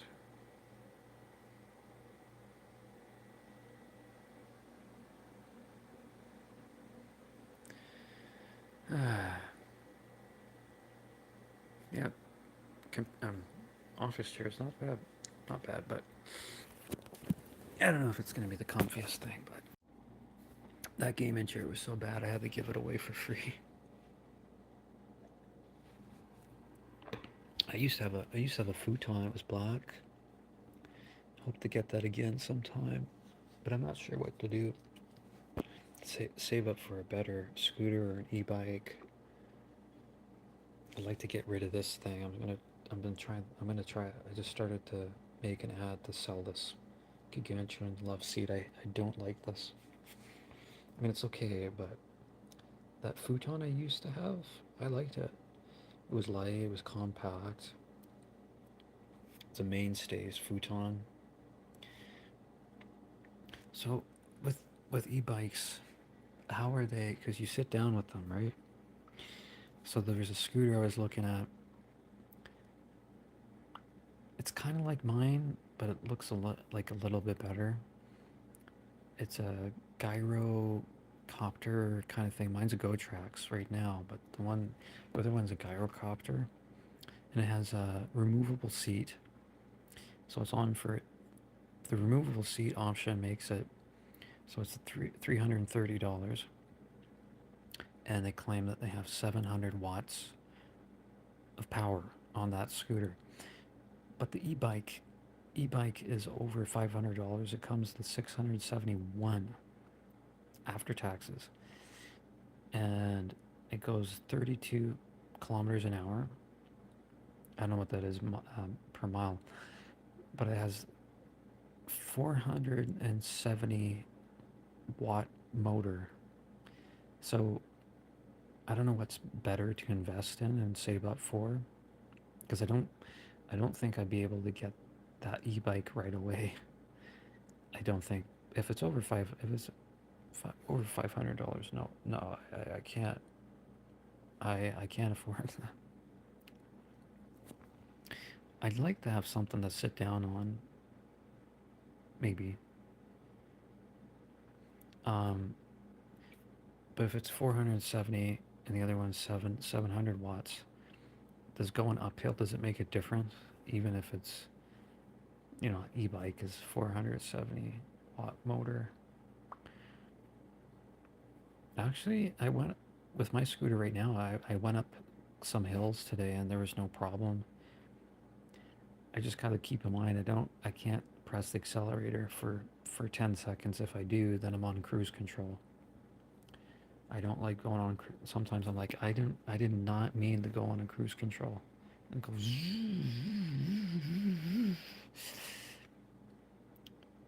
I think some of these scooters or electric scooters have a limit. You can set a limit somehow. I don't know how. That would be nice. Maybe it makes sense to get a e-bike, than a scooter. The weight would probably be around 55 kilograms. I don't know if that's heavy, taking it up and down the stairs of an apartment or not. You live in Texas, it's all flat terrain here. There's some hills, there's definitely some hills here.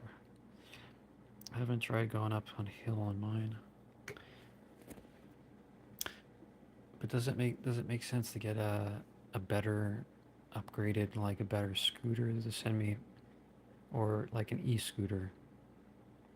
If I had an e-scooter and if I started to get like a job as like delivering food or something, I don't even think the jurisdiction I'm in, the small town I'm in, would even let me do that.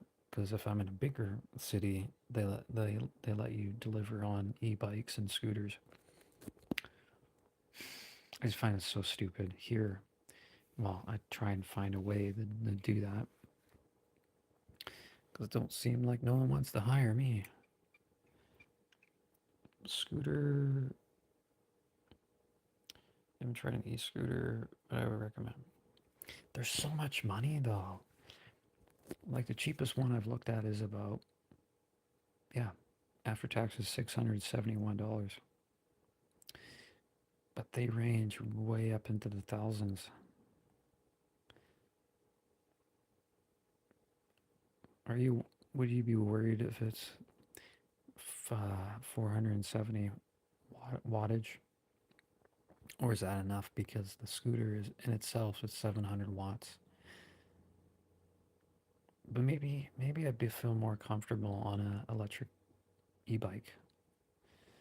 Some of them, they look like little tiny mini motorcycles. 500 on Facebook. Yeah, maybe I'll have to look on Amazon more and more and more and find some. There's so much on there. In person, I can go in person, but man, they're gonna be an arm and a leg for some of these things, like $2,000 or $3,000. I can't afford that. Um, and I suck. I really suck at saving too. See my TV? Huge, huge. For this distance, and it's not a 65, it's a 55. It does okay.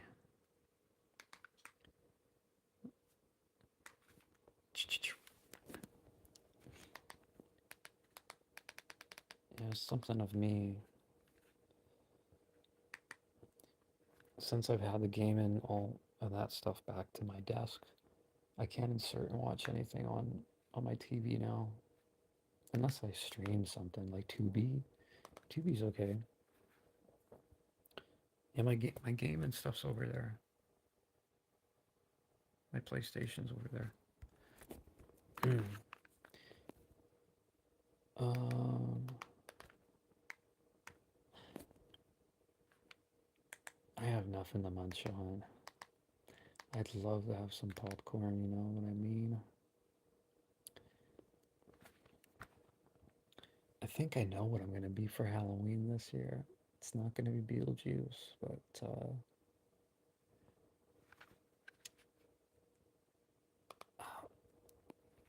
yeah, it's gonna be a little different.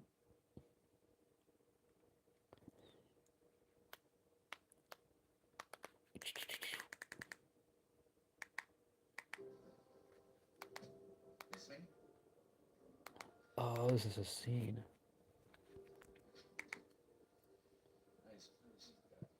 Why does the Batman 4K look off? It looks blue, more blue tinge to me.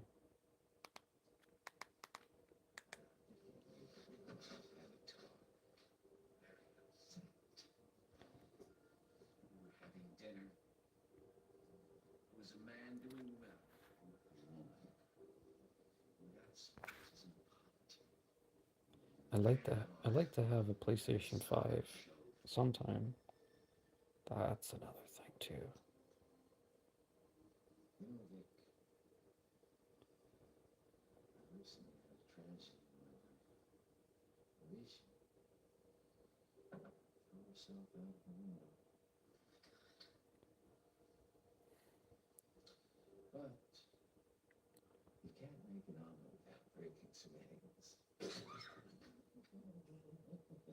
Jeez. Crazy, man.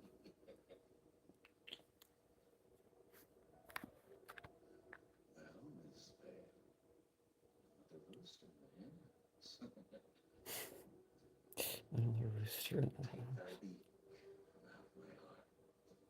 Doesn't back when Joker was funny. Fuck. You're in Texas though. I'm in Canada, so PlayStation 5 is like around $700 actually. Seven.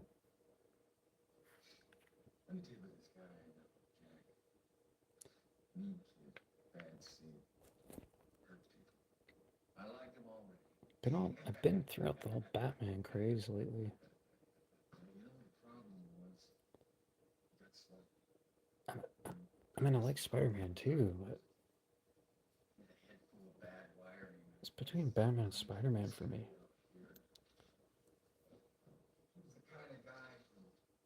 Maybe it's between Batman and Wolverine or Batman and Rocket. God, I keep itching my eye. Outer part of my eye is itchy. I'm glad I got one 3 years ago. When's the 6 coming out? You get nuts.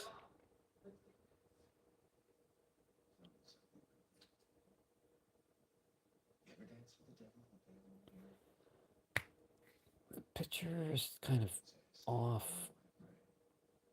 That's 4K. The 4K version looks like they changed the hue next December, I believe.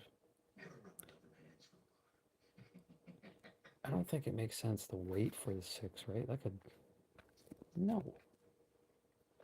People are going to be playing the 6, and then I'm going to hop on the 5, and no one's going to be playing the 5.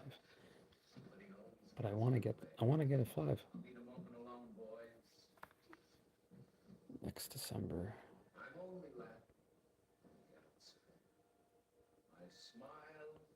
PlayStation 6, really. Can the graphics can only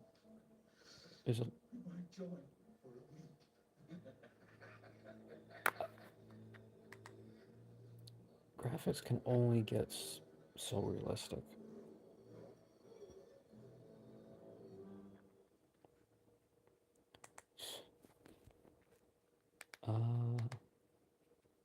PlayStation 5. PlayStation. I heard Trump got his name removed from the Kennedy Center. PS5.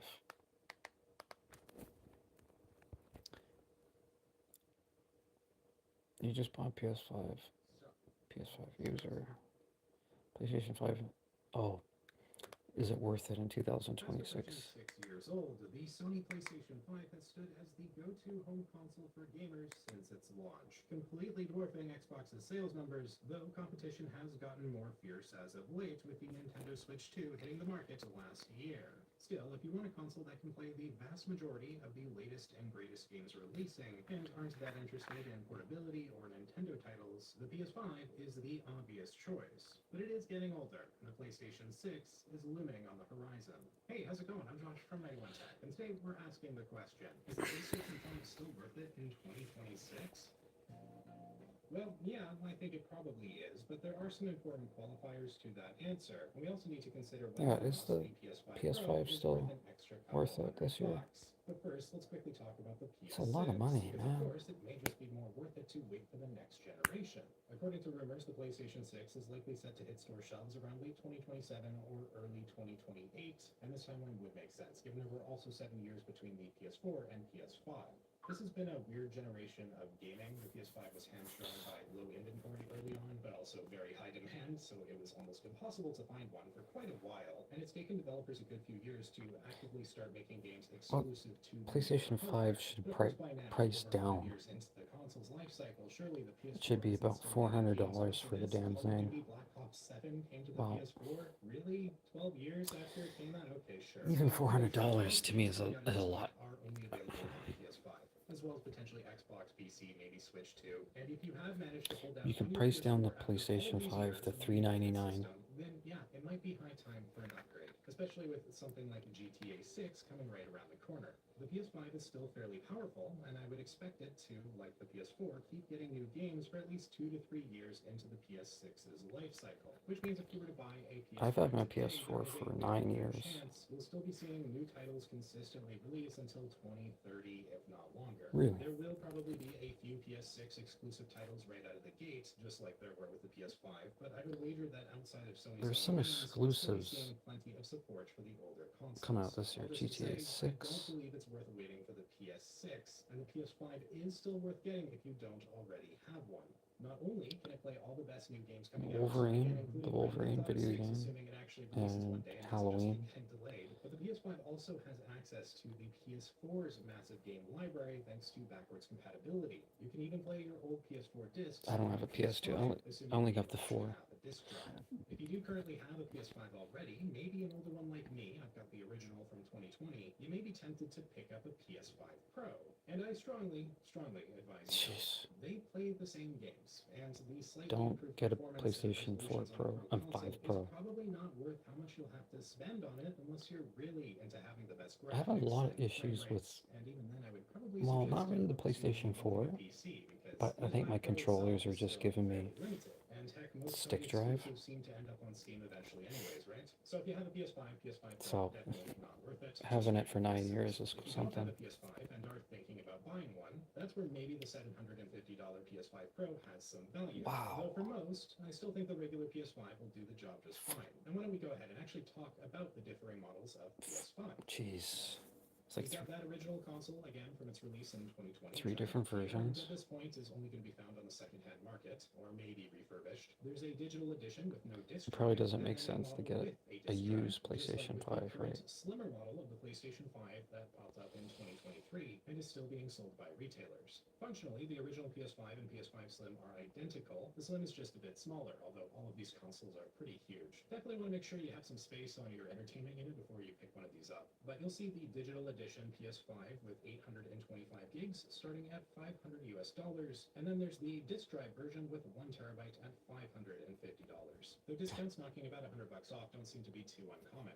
I would almost always recommend avoiding the digital edition. Sony recently downgraded the storage here. I do not want digital. Terabytes, but now we get under 700 gigs of actual usable space, just like what I'm stuck with on the original PS5. And this makes a pretty big difference considering how big games have gotten these days. But also, just not having that Blu-ray disc drive removes so much versatility and makes you completely dependent on Sony's online store. And I always want the disc version. If you're set on purely buying games online forever, then sure, the digital edition is fine. Unless, of course, you buy the external disc drive for the digital edition PS5, which will cost you $80. You can always do that down the line if you get some. I feel like buyer's remorse, Sony I suppose, is but getting generally greedy. speaking, and from the onset, this wasn't an option for the original PS5 digital edition, by the way, so keep that in mind if you're looking to buy a console used. That one is stock forever going through the online store. And as far as storage goes, you can always turn. I've been with Sony ever since I was a baby. Although they're not cheap. I'll have a bunch of Amazon links in the description to these consoles, accessories, But they're getting greedy, man. storage drives if you want to check them out. It is Greedy. important you get an SSD compatible that's fast enough for your PS5 to support it. And when it comes to the actual consoles themselves, I would recommend shopping around a bit with different retailers to see if you can find them on discount. The PS5 with the disc drive comes with a full terabyte still, which equates to around 800 gigs of actual usable space. And I do think this is the best I can't believe the PS5 price I've for had the vast majority a of console system like Ideally, this. at around $450, which is the price I was seeing the Fortnite bundle for, at $300 less. Oh than yeah, PS5 you just Pro go does. in, just go in and get $450 and buy it. Just slightly worse graphics or less less stable frame rates, yeah, it seems like a fair trade-off to me. However, when we're looking at the actual MSRP value of $550, the PS5 Pro at $750 suddenly does sound a bit more reasonable. This console doesn't bring that major an upgrade over the regular PS5, but $750. Oh my god. faster GPU, we can provide a moderately better experience depending on the game, and of course whether the game has actually been optimized for the Pro hardware. The PS5 Pro also comes with 2 terabytes of storage, not just 1, which is actually a much bigger deal than you would expect and might make this console easily worth it over the other models. Games these days are huge, and installing multiple big titles will fill up your drive very quickly.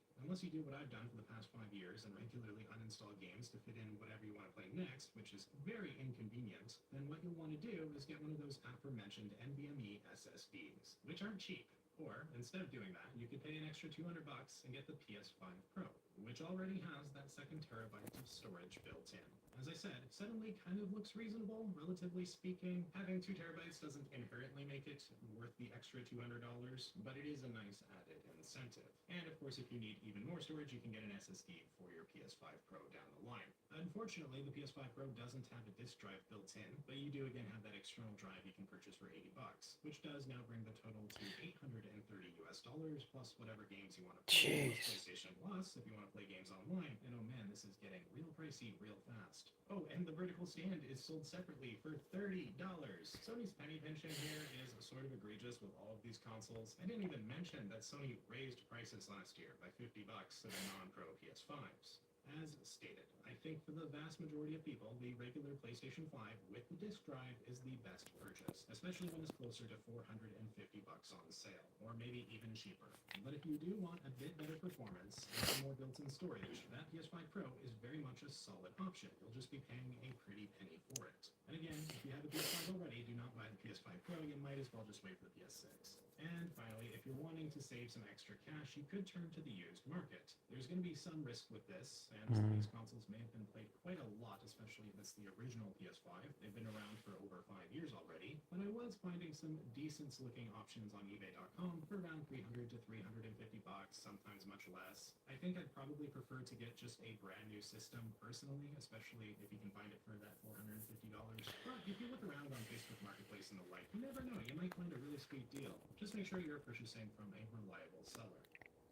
In summation, the PS5 is worth buying, especially on discount. And the PS5 Pro can be worth it too for the right user who has a heavy wallet. But of course, there is some competition here now. The Nintendo Switch 2 is still very new and starts at $450. I would never buy an Xbox personally at this point, as they don't have much in the Yeah, way I've of always been kind of exclusives torn anymore. between Even a Nintendo Switch thinks the and a Switch 2 might be PlayStation better 5. to buy.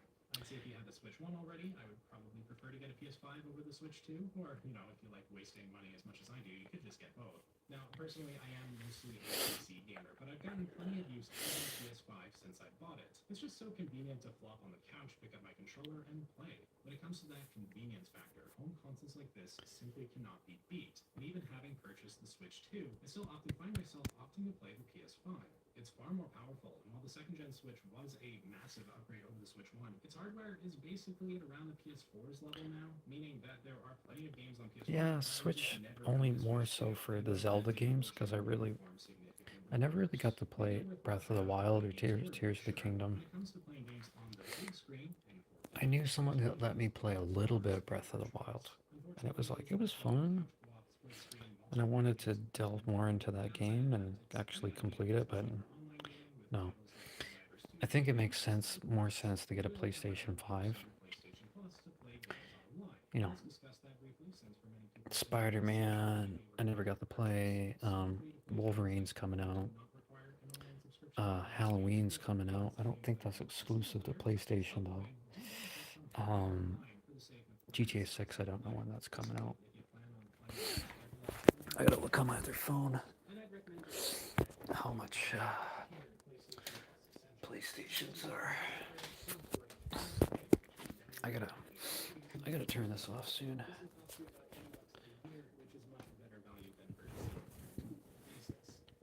They're coming out with Crazy Taxi. I think a Crazy Taxi when I'm in a transit bus. Nice. You get the crazy bus, crazy taxi, yeah. BD Joe. Gus. I remember playing that game for the PlayStation 2. Arcade game for the PlayStation 2. Wow, wow, wow.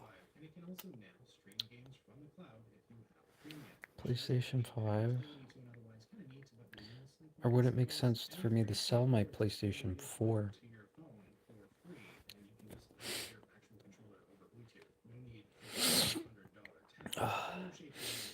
Best Buy has it for... They have so many editions. I'm not going to be able to get a Pro.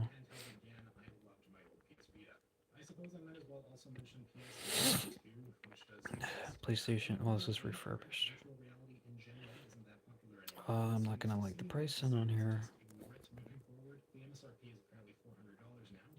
Crazy Taxi game. I don't want to wear out my voice and stuff too much now, but I traded in at a GameStop. Get $5 trading credit. I don't know if Best Buy would. I don't know if Best Buy they sell PS4s. Well, they do.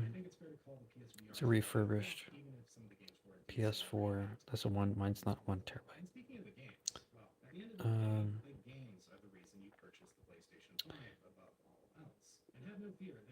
I still. The Last of Us Part 2 is $49.99. That's way too much for that game. I mean, GTA 5 is $20. A controller is $129. And that's refurbished. What the fuck? The original Last of Us game remastered is $19 or $20 for PS4. PlayStation 5. Wolverine comes out in September. What? When's its release date?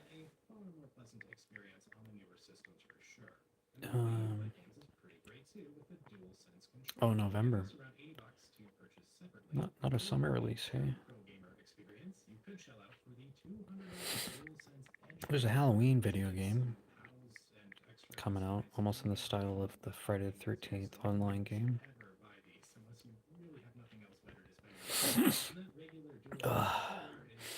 When is this release? So, Wolverine September, GTA 6 November, September. Oh, Halloween will be released on September 8th. Halloween is pre-purchase Halloween the game $47.99. Pre-purchase Halloween Deluxe Edition $71.99. Games are so much money, but I feel like Halloween will probably be a cheaper game price-wise. I don't know if it's strictly online. Some of those games get to be so frustrating.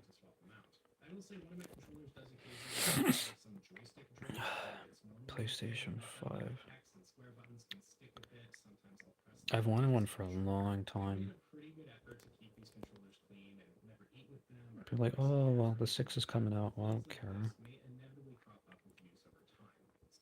Geez, some of these are like $1,294. PlayStation 5. Jeez.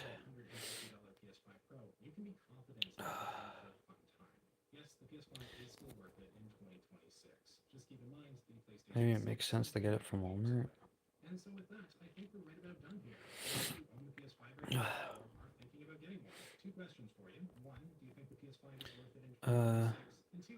This one's refurbished.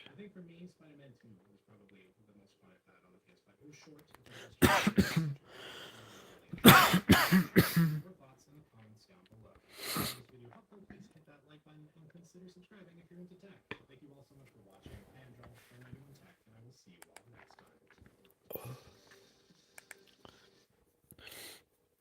Oh my.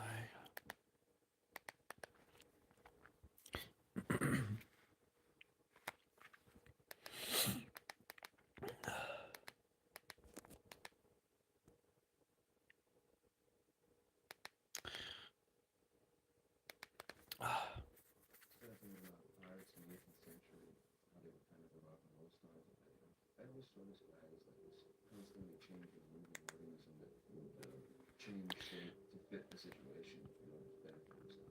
Here we have one of the most famous shots in all of the Pirates franchise. Captain Jack Sparrow is standing proudly on a mast overlooking the island of Port Royal. So you think, my God, this Jeez. guy's a force on the open seas, only for the camera to cut back and reveal he's on a small ship and it's actively taking on water. He's got the demeanor of a guy who has the utmost confidence in himself.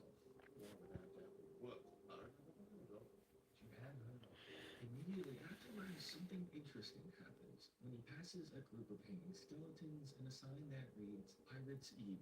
Warned, there's really no fear on his face. If anything, there's remorse and a sense of appreciation. To him, they're men who live on their own terms, who weren't afraid to go against the status quo. And as a pirate himself, he knows what he signed up for. So he bids them goodbye and willingly moves forward. And that's sort of the entire energy that encompasses the character of Jack Sparrow. Everything about him screams incompetent buffoon, but not only is he essentially fearless, but completely willing to embarrass himself for the benefit of his own goals and the pursuit of glory. So we're all men of our word. See, Jack's confidence is never based on his circumstances. Oh, so much money. In order to be successful at anything, you really need to be somewhat delusional, especially as Standard. a golden era of piracy. He knows the risks.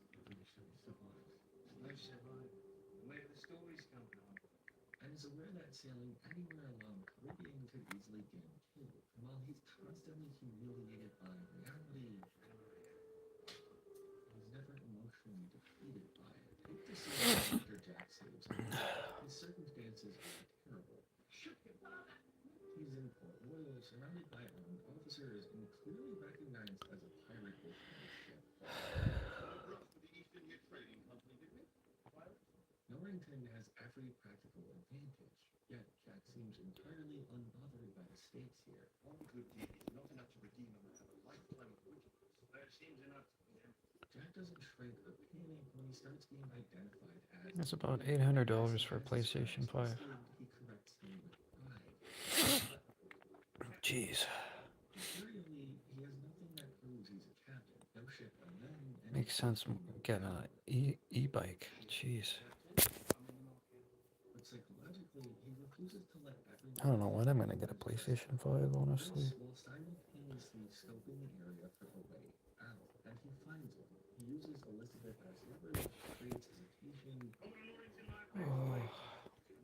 reads the emotional value she puts on everyone around him, and escapes. And here's the weird duality of Jack Sparrow. He's the protagonist, sure, but to him, dignity is optional. You seem somewhat familiar. Have I threatened you before? A lot of main characters feel the need to protect their image, to look masculine or composed. Jack cares about being Captain Jack Sparrow, but he doesn't care about looking conventionally dignified while doing so. You hadn't betrayed me and left me to... I think I saw a little piece of it. Yeah, I'm not seeing a lot of brand new PlayStation 5s, but they're basically like over $800 for the standard edition.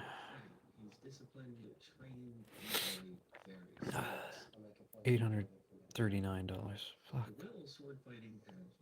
That's so much. Standard edition? I don't understand why it has to be close to $1,000 for it.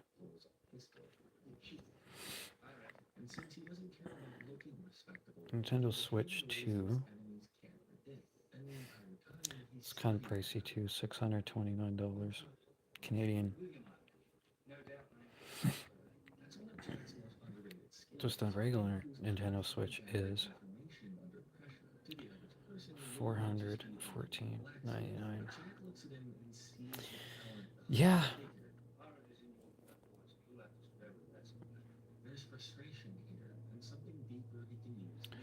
Who knows, you know, maybe I end up what the best route is. you're risking getting something refurbished. What if it's been used to death, right? Dress proper, dress up, and expected to marry well. I don't think I've ever got a Society sees her as PlayStation delicate and refurbished before. Though Use PS5, but there's so much money. He doesn't treat Elizabeth like a person of color. He talks to her like someone with nerve. This one's 450. When he rescues her This one's probably going to be over $500 for it. he immediately understands that there's more going on with her than her social Refurbished good. I don't know how they tested out there in Best Buy. But the best No example stand, disc version, PlayStation 5, PS5 console, $449. disorder and he thinks he knows how to survive. This is the relaxed attitude of a man who has clearly been stranded before. Elizabeth, though, is not just sitting there waiting for a rescue like a helpless noblewoman. She gets him drunk, burns the rum, and creates a massive snowstorm, proving that she's just as cunning if the situation warrants it. There's one refurbished that says fair. I don't know what that means.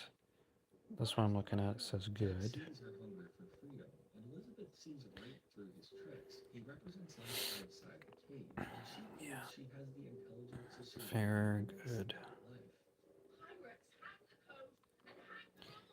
Yet despite Yeah, his for my PlayStation 4, it'd be like very seriously, $229 for it. people on his title of captain, his whole identity. But I have about 13 disc games as well I can sell. It means you command a ship and you run your own But I don't know who wants a PlayStation I got 9 years ago. proof. And that's why the Black Pearl matters so much here. It's the physical proof of the identity he keeps insisting on.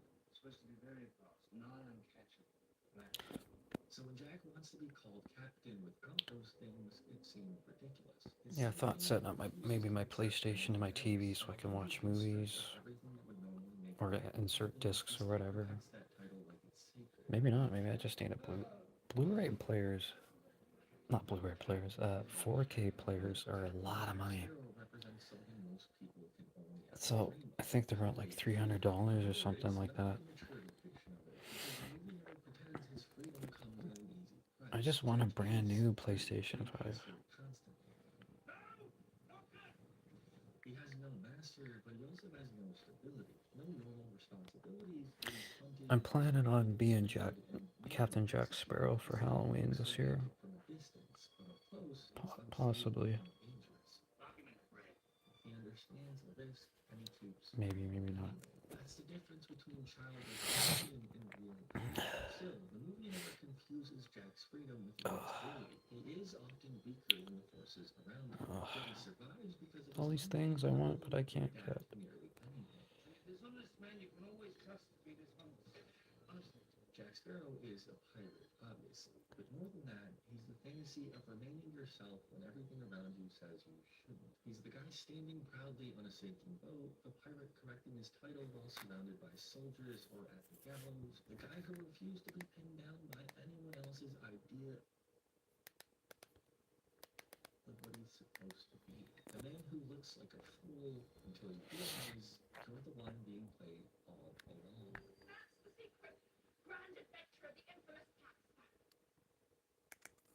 I told you that Pirates of the Caribbean is a masterpiece, not just for the story, but for the hidden philosophy that screenwriters Ted Elliott and Terry Rossio carefully built into every Yeah, I don't know. Underneath all the adventure, Pirates of the Caribbean carries a secret.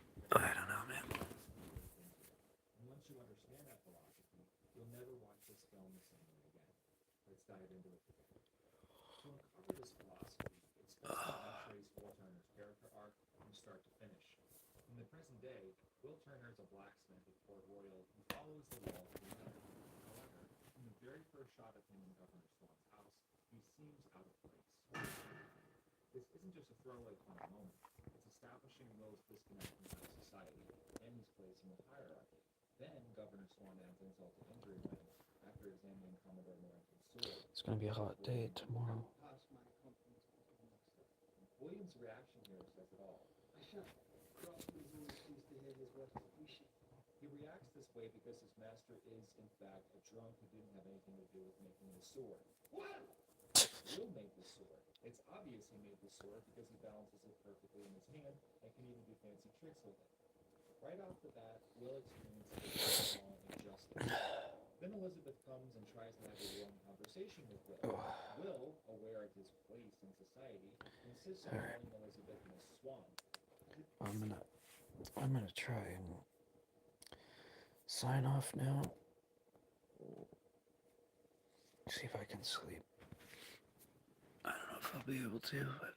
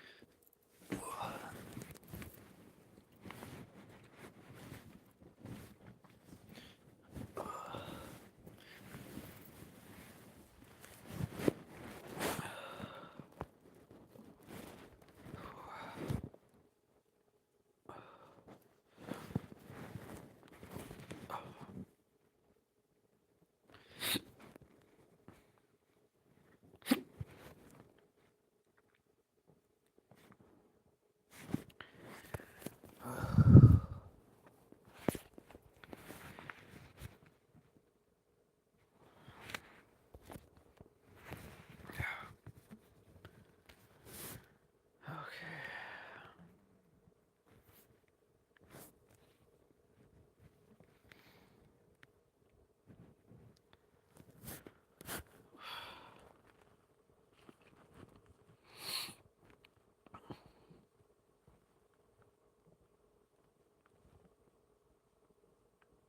Okay. Well, I'll see you later.